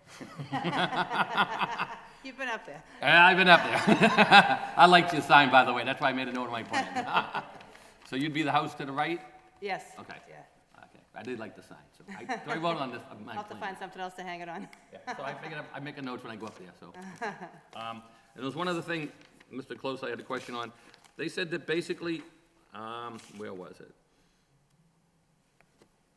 Traffic engineer said down at the intersection of the proposed driveway, there shouldn't be any plantings over 3 feet, so it wouldn't be, so the traffic wouldn't be obscured coming in and out of the street. So you Yes, have no sir. problem with that down the bottom here, nothing more than 3 feet high? no, we have no, There's nothing there. And there was there's one other, nothing existing, and we had one other thing from the police department about the 911 service. As this would be a privately owned residential property, I want to insist that the telephone system works with 911, thereby ensuring a direct communication to the city's EMS system, as opposed to, it goes on, dormitories which go from there. So they want to make sure that they're tied into the 911 system. Yeah, we're tied into the phone system now. Yeah, because I'm thinking, he said, I'm privately owned residential property, so I know this is gonna be private, I guess they wanna make sure that it's tied in, obviously, so for safety reasons, the 911 goes off, you get the police, the fire, and the ambulance system. So there wouldn't be a problem tying that, make sure that's tied in for safety No. reasons. Because we've learned before that usually, when you have it's a cell phone, and Yes, sir. in the past few years, if you do a cell phone for 911, it goes to the state police, and you have to tell them where you're located, but now it's been updated where you do the local cell phone and put it right on site, which is nice. all right, so whatever it takes to Okay. address that question. So the main thing would be, but most of it would be really fixing that road going in, right? What's that? I'm sorry? The main thing is fixing the road, basically. Oh, Yes, yeah, sir. well, yeah, I mean, that's just a driveway now, so if we Right. put in a new road, yeah, it's all gonna be, that's why we need to do something with it anyhow. Because didn't you try to have this done before, and I think the... Yeah, just keeping that as a driveway and, Right. Yeah, And that was a that- few months back, and the comments were that you need the subdivision? well, yeah, the driveway, yeah, because the frontage was the issue. Right. The lack of frontage on Trotting Park Road, so that's now, we're trying to propose making it a road, and that way we have the frontage up where the houses are. Yeah, okay. All right. And we meet all the zoning regulations. Right. 'Cause I as remember far as that goes. hearing about this way back, and then I think the Oh, it's been a comments long time. came in. Yeah, the comments came in, I knew it was a family issue, and they said you might have to do the subdivision to get it in, okay. Right, and we have sat down with the Department of Planning, Development, and Engineering within the last 6 months or so. So usually, obviously, if this goes to, from the preliminary matter, if it goes to the full hearing, usually you'd have some neighborhood input. Have you had any discussion with any of your neighbors? I've talked to all my neighbors. I went around, actually, when I first started this thing a few years ago, I went to all of them and had them sign a piece of paper saying that they had no opposition to it. They all think it's a great idea. Because I think the people who probably have the most be affected would be, I don't know if it's still Mr. Oulette in front of your house? Yeah, Okay. Because you look, you see his he's before my you best see... friend. And then is it still Philip Burke to the left? Yes, yep, And he has no problem. I think All- that obviously would be the most, because the way would be, Yeah, I've gone to all my abutters right there, all the people that are next to me, and like I said, and they all think it's a great idea, and they're all for it, so. because obviously, whenever we listen to these, like to hear the neighborhood impact, how it makes Oh, it sure. better or worse, whichever, okay. Oh, sure, yeah. Thank you. Any of the board members have any questions? Just, Mr. Chairman, if I could, just a point of clarification. It's 40-foot right-of-way, but the pavement width is going to be 20 feet? Yes, sir. Is that right? 20-foot pavement, Right. as recommended after discussion with the Department of Planning, Development. Sure. No, and I just a comment, obviously, by design, the pork chop lots as referred to. I know the comments from the fire department noted that that's actually fairly common on Trotting Park Road. There's couple of actually others. fair amount of those. Actually, what you're proposing is probably a better location than the two homes that are there right now, in the sense that they're not directly behind anybody. It's actually, it almost ends up looking like an extended driveway to the proposed home. So obviously, that's, I think that's a little bit more palatable than even the original homes that were built. And like I said, I think it was probably in the 80s, a fair amount of the homes were allowed to be built in that fashion along that roadway. I certainly, obviously, I went to the minutes from the first time this came before us, and I think this was the route to go as far as access to the site. And obviously, I think the city engineer's comments, though, were pretty clear in the sense that it said the proposed source service will not be allowed. So I think obviously you're going to be working with the city engineers department on that, but I think they were very clear on what their concerns were relative to the sewer lines. So that's all my comments, Mr. Chairman. Thank you. Claremont? Yeah, just, maybe we talked about this last time in, but refresh my memory. The existing private way, how long has that existed, do you know? Or Well, how long we've has the been house there, been there? I was built in 1978, so it's been there since The two 1978. houses? I'm sorry? The two houses were built in 78? Mine was 78, 206 was, I think, early 80s, 81 maybe or so. Member Claremont, if I may, actually, that's a mislabeling on the plan, and then it's not an existing way, it's simply a common driveway. All right, so when it says existing 40-foot private way, it's not a private way, it's just, No, those are the narrow pieces of frontage on Trotting Park. There is no way there. Those are actually part of the lot, and then it's a common drive that they use to access the rear portions of the lots. okay. So the ownership of that, what's labeled as a private way, is with whom? I'm not certain, I don't know if there's a lease or easement between the two There's lots. an easement there, I Is believe. there?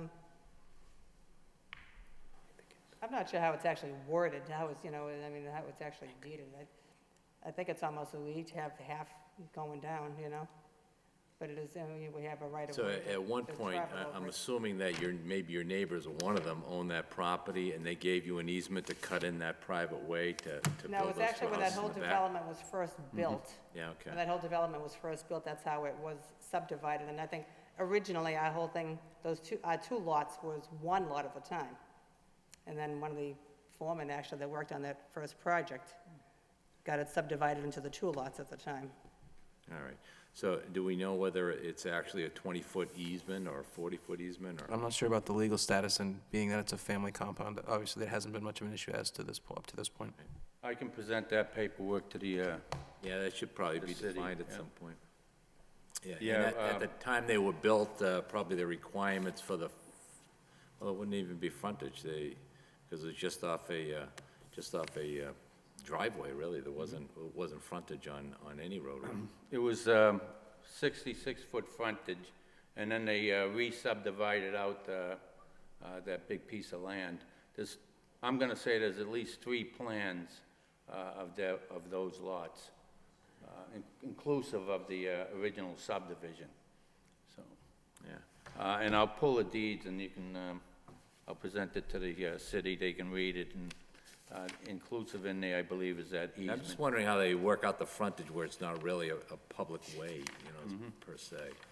So again, the way to think about it would be, my design skills are fairly negligible, but sort of an oval on the right that had a very narrow neck out to Trotting Park Road, and they just drew a line right through the middle so that each lot technically was, a semicircle with a thin, narrow strip that accessed Trotting Park. So that is the frontage. Again, that type of lotting is not allowable by our current standards, but it was allowable at the time that it was done. So they do have technical frontage on Trotting Park, each one through So this it's narrow split. considered Trotting Park? Yes, the that frontage is extension. on Trotting Park as it currently exists, but again, that driveway sort of meanders back and forth across the parcel boundaries here to then access both homes. Okay, and where it's a new subdivision, does it go back to the frontage requirements at the time? For example, I mean, the frontage on Lot 5B is 40 feet. Yeah, this was something that we've actually discussed in internal meetings at the administrative level, but wasn't brought up in the hearing.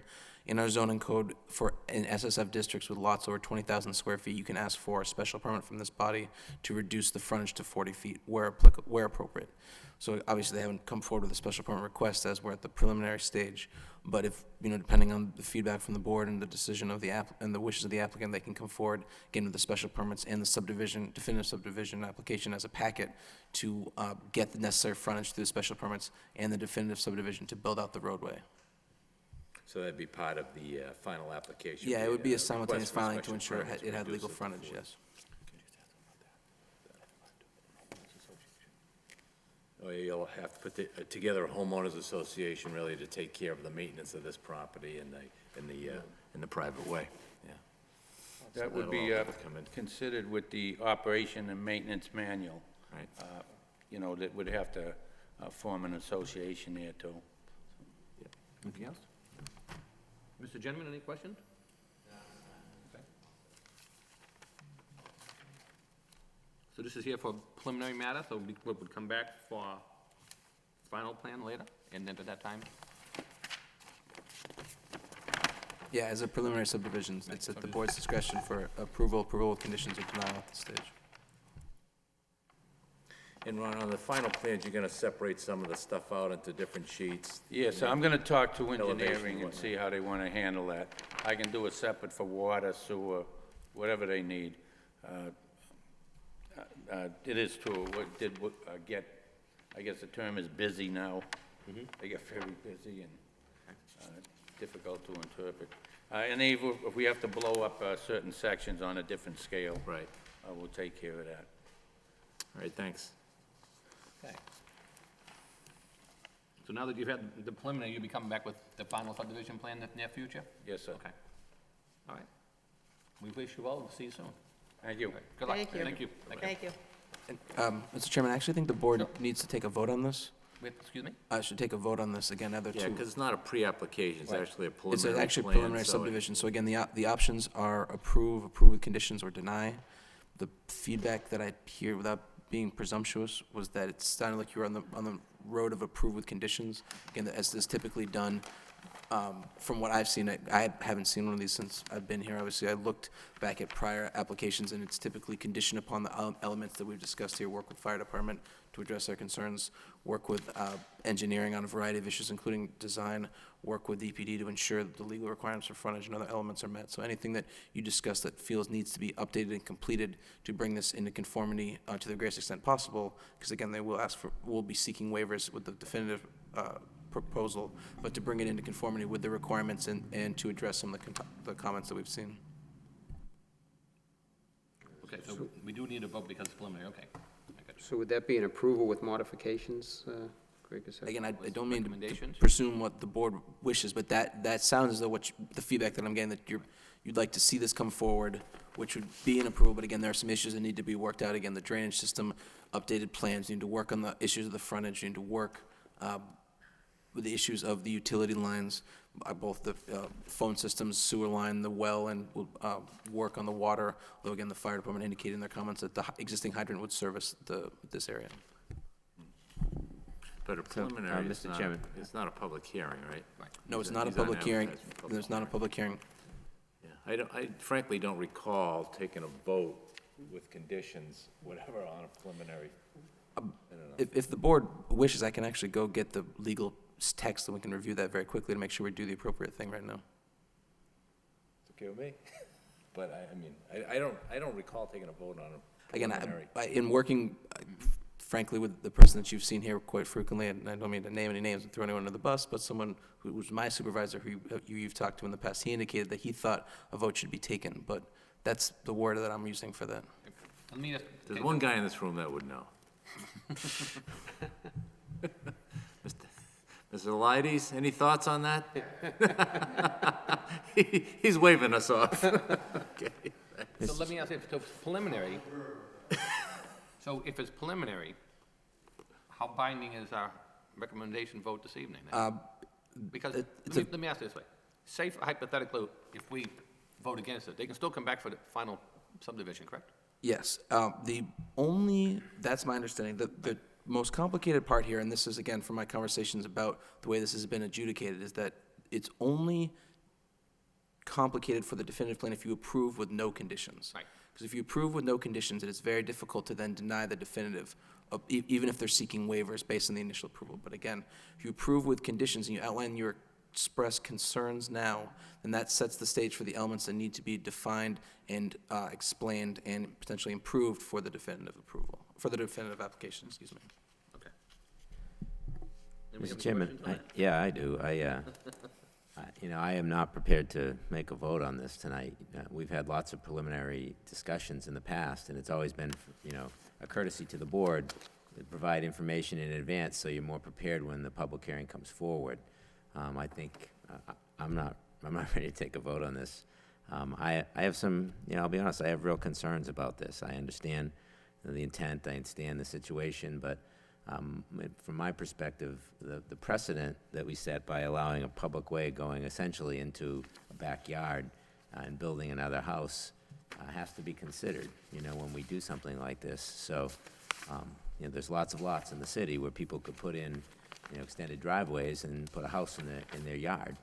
And, I think this is a little unique, so it's worth discussing and considering, but I would like to get all of the information and have all the abutters notified and put everything on the table and give us time to really review it before, I would want to do that before I took any vote. Oh, absolutely. Any vote that you would take here would still require definitive subdivision. There's nothing that you could do through this action that would not require a public hearing and a subsequent definitive subdivision. Right, but I think if we give any kind of approval at this point in time, it kind of indicates that, we're leaning toward approval of the subdivision. And I think before all the information and facts are out there, that, I'm not prepared to make that vote. And that's, again, at your discretion. I'm simply putting forward what I thought to be the procedural case, but if, obviously you have more experience with this than I, so if you feel that's not the case, then it can go in a different direction. I think Mr. Generan's point is well taken, but as you described the requirements, and most of the time we take this in as a pre-application, and it's just an informal discussion without the requirement of a vote. I think, and I'll certainly defer to my colleagues, but if we had a position that we thought overall the plan was okay, and we would give it a preliminary approval subject to all of the comments that we received here tonight, number one, and input from the public, which we do not have yet. And I think then we safely have left it open to any comment that may come in, something like that.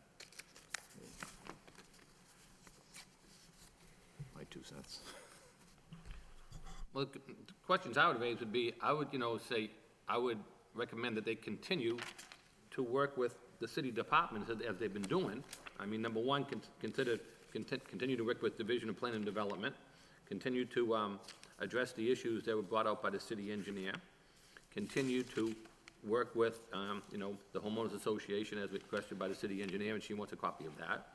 I would say, obviously, to work with the city traffic engineer, as indicated, no plantings at the end of the street, so it's not blocking the intersection of the proposed driveway. Obviously, continue to work with the police department for the 911 system, so there's adequate safety for the people in that neighborhood to get access in the back, and also to continue to work with the fire department in regards to, as they proposed, for the type of way it's be, how wide it's gonna be, and therefore the length, so therefore it gets the access in there for the emergency vehicles. Then I think the other question would be, it was brought up during discussion, would be the frontage and how that would be addressed. But I mean, you could say preliminary, they continue to work with these issues and work with, and then as Attorney Claremont indicated, obviously, whenever we have a public hearing, things come forward that, with the benefit of the public, that can be better for the applicant or negative to the applicant, but obviously that's the purpose of the public hearing, to get the input of everybody, and sometimes issues come up that haven't been even discussed or even considered by the applicant or the people in the neighborhood, and other people bring up good valid points that we take in consideration and say, gee. So, I mean, if we need a preliminary plan, approval,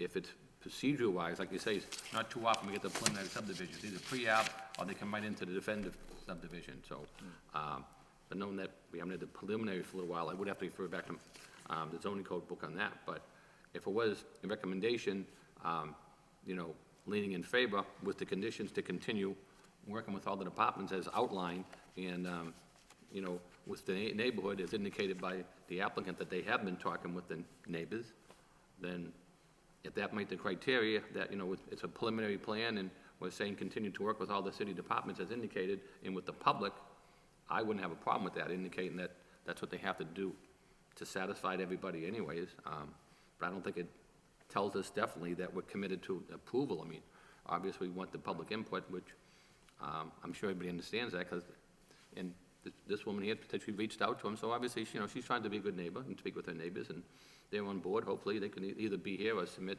letters through the applicant saying that they're on board, so I wouldn't have a problem with that. I mean, but if it's necessary that we take a vote on it, I would. Well, Mr. Chairman, if I may, just to move it along, I perhaps suggest this, that we give this plan a preliminary approval, subject to all the comments and suggestions of all the city departments that we received to date, and comments and suggestions we will be receiving from all of the city departments in the future, and subject to the input that we will receive from the public at the final hearing. In the frontage. And the frontage, Right. I mean, that's part of Right, this, yeah, so okay. I think, without labeling one specific issue, I'd make it subject to all the comments and suggestions we receive from all the city departments to date and to come, and also the input from the public at the public hearing. Mr. Chairman, I would second that, because I feel it doesn't compromise our ability then to make a decision So that would be bring in all the contrary to that at the public hearing. So I certainly would be comfortable with that. I don't know about my colleagues, but I would second that. I mean, Mr. Close, basically, if they say we require a vote on the preliminary, obviously, we just encourage you to follow through to all the things that were suggested this evening. I understand You know, yeah. I mean, so the preliminary, if they need a vote on it, obviously, we're saying continue to work with everybody you've done, because it sounds like you've been doing a lot of work in progress to begin with. Right, we were taking it in that direction. Okay, to all right. begin with, so All right, I got no okay. problem to it. So we had a motion on the floor with conditions to approve, seconded, all in favor, say aye. Mr. Chairman, on the motion, you know, I'm not sure I know I haven't had enough time to really consider the concept of, this is something so different and new, putting a private way in and adding a house into a yard. I don't feel like I've had enough time to consider the concept. This was on as a preliminary hearing tonight. I didn't have time to discuss it with DPD or anything like that, so, you know, I'm going to vote against the motion. I'm not saying that I'm against the project or for the project. I just feel like I'm not ready to take a stand in one way or another, and I feel as though a vote in favor of the motion suggests that, yeah, the concept makes sense, and let's go forward subject to comments. And I'm not sure yet that I'm even in favor of the concept, so I'm going to vote against the motion for that reason. So we have a motion been made and seconded. All in favor, say aye. Chair votes yes, and in opposition was Mr. Genman. So we have 3 in favor of the preliminary plan with conditions and 1 against at this time. Thank you, sir. So we'll see you at the final subdivision plan. Thank you. Thank you. Thank you very much.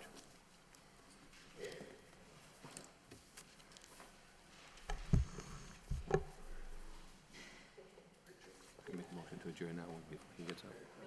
So moved. I think that concludes our business this evening. I don't want to vote, I can tell you right now, so I think that concludes our business tonight. Because you're not going to get one. Was there a motion to adjourn, was there? All right, moving along, we do have a pre-application session for 211 Plain Street, known as Meadowbrook Plaza. The following individual has requested the planning board to provide a preliminary review of the proposed plan, the above listed address. This is not a public hearing. The planning board amended no decision. This is a project, as indicated above address. The applicant is RD Management LLC. The project is coming in for construction of a 4,700 square foot retail building in the Meadowbrook Plaza, located 199-211 Plain Street, an expansion of the existing parking lot at the southerly end of the property, adjacent to the abandoned rail line. The expanded parking lot will provide a net increase of 73 parking spaces. The zoning is in a retail regional, and this will require a site plan review in the future if it comes forward. May we hear from the applicant, please? Mr. Chairman, George Cialides Jr., 133 Market Street, Lowell. And I'm here this evening with Mr. Hirschhorn, who I'll further introduce in a little while, and Mr. Glowacki from R.J. O'Connell. And we're not here for any votes. We're here to tell you good news, I think. At least we certainly believe it's great news, or I believe it's great news for the city of Lowell. And that is that you're all familiar with the Plain Street Shopping Center, and you're all familiar with the Target store that came in and did, I think, a wonderful job of giving the city a shot in the arm as far as our retail capacity goes. And I think you all remember that at the time we did that permitting, Target made it very clear that they really weren't that interested in the rest of the lot, and that however, they were going to find some good people to work on taking care of the rest of it. They're in the retail business. They're not in the real estate business. So sure enough, along came Mr. Hirschhorn, who's with a company out of Manhattan, New York.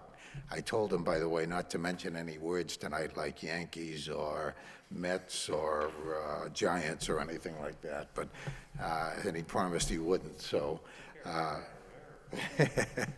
but anyway, first of all, the current plans are to work on the entire buildings, 2 buildings that are the remaining shopping area, and to redo the entire facade for those 2 buildings. Also, they're in the process of acquiring and have under agreement a much important piece of property. I'm going to call it on the right end of the shopping center where and maybe Steve school could is? just, pardon me? Is that where the school is, the very Where far the right? school is, right. There was never any access to the rear because there were railroad tracks there. And Roger has the railroad tracks under agreement. So that now there will be access to the rear, which will provide A, more parking, and B, better traffic flow along the way. I'm going to let these guys tell you more about it. Roger already has lined up just a wonderful array of new tenants, retail tenants for the shopping center.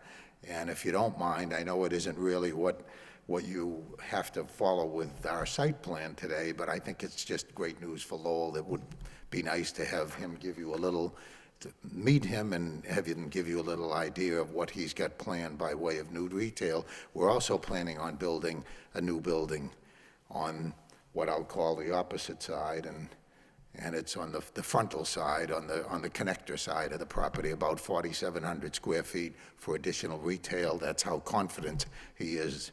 So let's see. We've been working with Craig along the way. Roger has been touching base with them.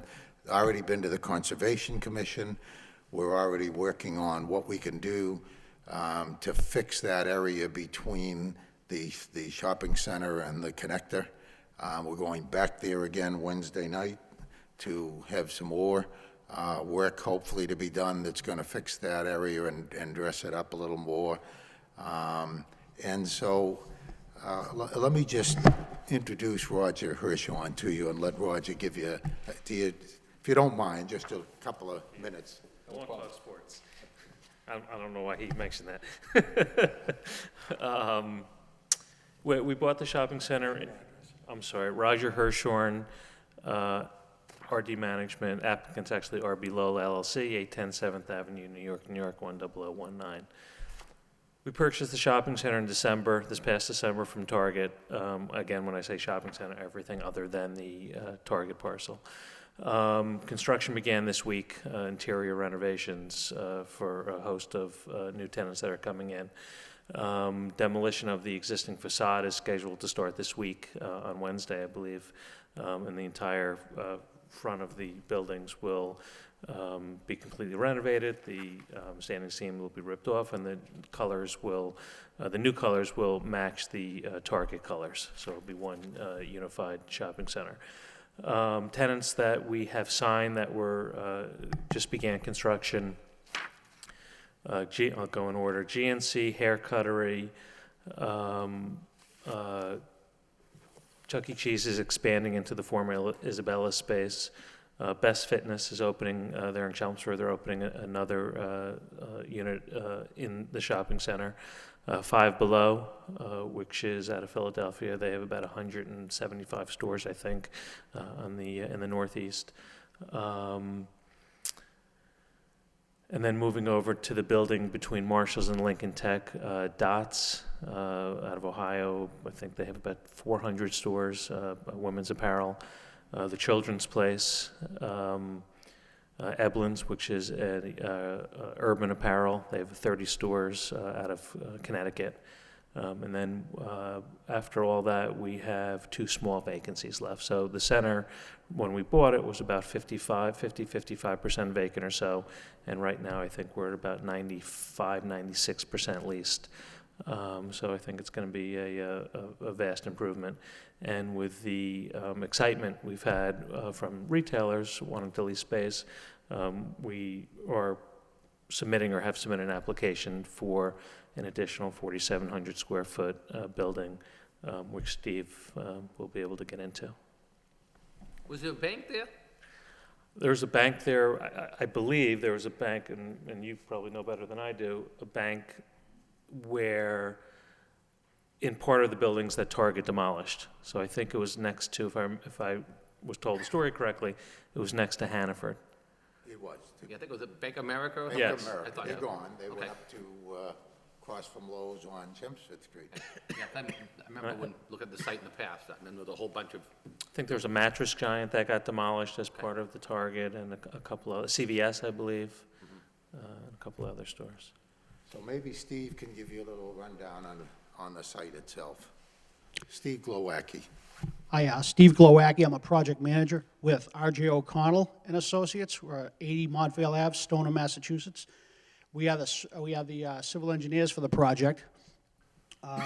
As mentioned, it is at the Meadowbrook Center and consists primarily of two portions, and I'll show you those. There is an expansion of the parking area to the east, and what was mentioned as what they're hoping to acquire is a railroad parcel along the back. It's currently owned by Boston and Maine, if I'm not mistaken, and it's going to be purchased, and the parking will be expanded. There'll be approximately over the parking area, approximately an increase of 74 spaces for the parking area. The parking will also be reconfigured at the south edge to maximize parking as well. Another component of the project, as mentioned, is a 4,700 square foot retail tenant, which will be west of Building B, and some minor parking configurations will be included with that to facilitate the building. In terms of drainage, stormwater, of course, everything will be compliant with the stormwater standards as we've submitted with the application. Trash enclosures will be included for building for the retail space, and there'll be a stockade around that to screen the trash. There'll be no changes in terms of where the trash is handled now for Building C. It's currently in the back of the building, the rear of the building. And I think primarily, we wanted to get a feel if you had any questions for the project so we can answer those in kind when we come back on the 21st. I should point out, we haven't gotten any department head commentary yet. It's still early stage, but we just wanted to give you folks an early view. I know Craig is following up on all of that stuff, and obviously, I think we're scheduled for April 30th, if I'm not mistaken, are we? next year. It's the 21st. 21st, I'm sorry, yeah, 21st, the next meeting. You know what type So, of businesses you might be putting in, or I'm sorry, do you know what type of businesses they're looking to put in there? in the new building? Yeah. Nothing yet. Okay. That's the flyer, so to speak, because the other 95%, maybe, Roger feels very confident that once they build up that kind of traffic there should be some demand for that additional space, so he wants to get it lined up now. So, we don't know if you have any comments that you might want to give us about what it is, or any questions or anything, but... Just, Mr. Chairman, if I could just, I'm glad to hear that you're going to follow kind of the color scheme or the look of the Target's building for uniformity, and I just would comment, I think they did a good job with the parking lot, and I suspect you're going to keep that look of the landscaping, at least at the front part when you go into there, and obviously you can maintain that along that whole strip. I think it, visually, that area hasn't looked that good, and, when it was Sears and Roebuck, Right. over there, it didn't look that good. Maybe even not even that. Before that. So, I mean, those are my only comments regarding that. Gentlemen, any questions?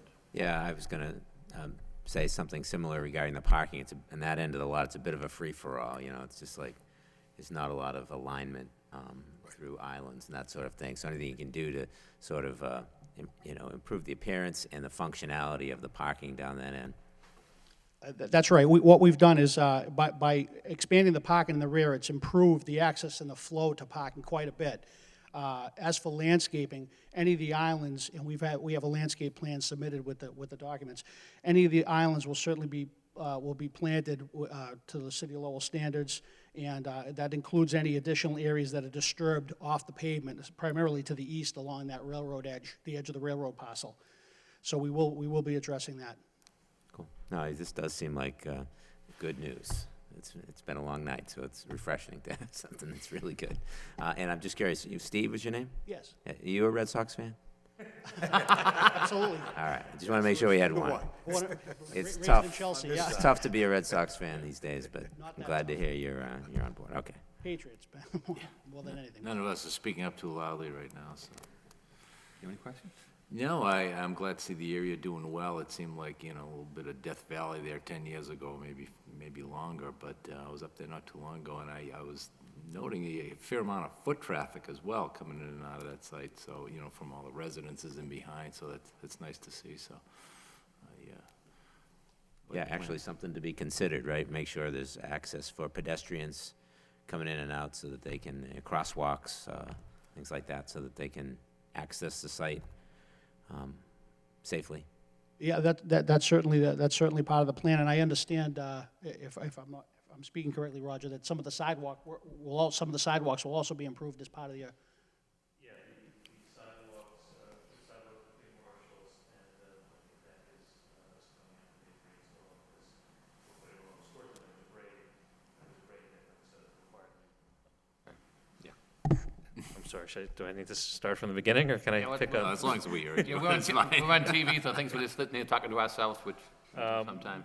The answer is yes, we are replacing some of the sidewalks. One of the things I wanted to point out is one of the principal reasons we're acquiring the railroad parcel is to provide additional parking for Lincoln Tech, because they provide additional parking so that the Lincoln Tech students and staff aren't parking in front of the new retail, because we're very concerned that the retailers, if they don't have parking, they won't succeed. So that was a principal goal. That was one of the questions I was going to have. So if you have parking on the back, would that just be for that school, or would the new businesses you put in have entranceways from the rear? Well, Steve can correct me if I'm wrong, but the vast majority of the, what I call good parking, is not in the back, but it's off to the side. Right, that's what it is now. I think we're, correct me, Steve, if you drew a line back, I think we're net 75 additional parking spaces or so just on the side, plus the parking in the back. But the answer to your question is, there will be a rear entrance door to a common hallway for 4 tenants to share. Ideally, and enforcing it is always somewhat difficult. Ideally, we'd like the store's employees to park in the back, but again, enforcing, time will tell. But the 75 net, again, what I call good spaces, I think will be very helpful to Lincoln Tech and to the retailers in the front. And one other thing that we may do, and we've had discussions with Lincoln Tech, is move their entrance around to the side to make it more inviting for the staff and students to park on the side. Would you need any parking variances, or do you have plenty of parking? It appears to be that place is wide open, there's plenty of parking, so. Yeah. Yeah, I think the parking requirement, based on the, with the additional 4,700 square feet, the requirement's 387, and we're proposing 592, so I know it's a pretty wide open up there for the parking here. there's quite a bit of parking, right? Again, back to what you said, you know, if you did the employee parking in the rear, that really frees up the front, and that's something you can maintain easy enough, you know? We're going to try. Yeah, I mean, you can do that, you know, you tell you, you know, you don't give them their check until you see where they parked, you know, you're all set. There's ways to control that, but. I think the appearance of the lot is important, right? Because it's right off the connector. Everybody sees it as they come into Lowell. So if it can be dressed up and be appealing to visitors as they come in, I think that'd be a great asset to the city. Because it definitely started with that Target in the front part of the parking lot, really enhanced it a lot. Steve's already told, excuse me, I'm sorry, he's already told me, Roger's already told me, I've got him well versed that he's happy to be coming to Lowell and do something for the city of Lowell, right? Yes. Okay. So, we thank you very much for the opportunity. We just wanted to run this by you, give us a, if anyone has any heads up or something else we should know about, please feel free to let me or Craig know, and we'll certainly try to follow up on any of that. Okay. Thank you, good luck. Thanks very much. We'll see you soon. Chairman, if I may, Sure. there is one item that I noticed, it's very minor, but still should be addressed. You do have a conservation approval in the back, an additional conservation submission. The dumpster, as currently it sits in the back, is not enclosed, just as a reminder, that is a City of Lowell requirement, but I know you're doing a lot of work in there, and I'm sure that's in your scope of work to make sure that's enclosed per requirements. Not the construction dumpster, you're The saying? existing trash dumpster on the rear portion of that site. Okay, thank you. Thank you very much. Thank you.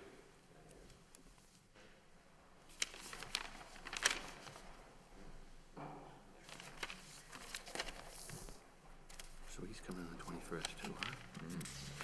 Busy night. Yeah.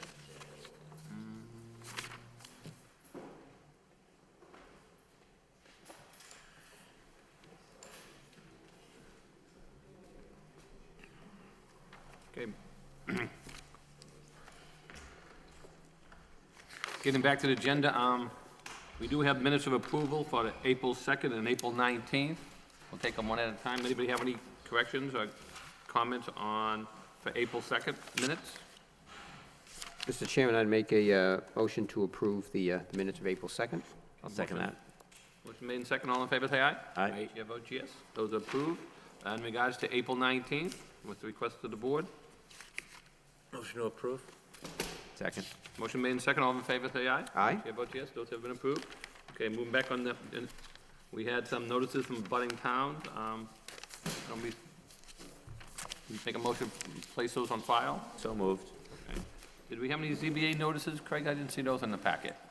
We did have some, but I didn't see them go out to you either. I don't know, those should be going, oh, I know it is. You already saw those for the 14th. We have some significant ones coming up, but the ZBA, the next scheduled hearing is on a holiday, so they're pushed back about a week. So those will be going out, I believe, this week. Okay, thank you. So no action to take on those tonight. Any further general correspondences? I'll start with you, Craig, from DPD. I can check my project file. I don't think we have any additional notices. I'm trying to think about some of the projects we have coming up. Obviously, we have 211 Plain Street coming in, and Perkins Street will be coming back, but and then I don't think we have anything new that we're expecting that you haven't seen yet. Okay. Any board members have any further comments? If not, we'll entertain a motion to adjourn. Okay, we are adjourned. Good night, and thank you, everyone.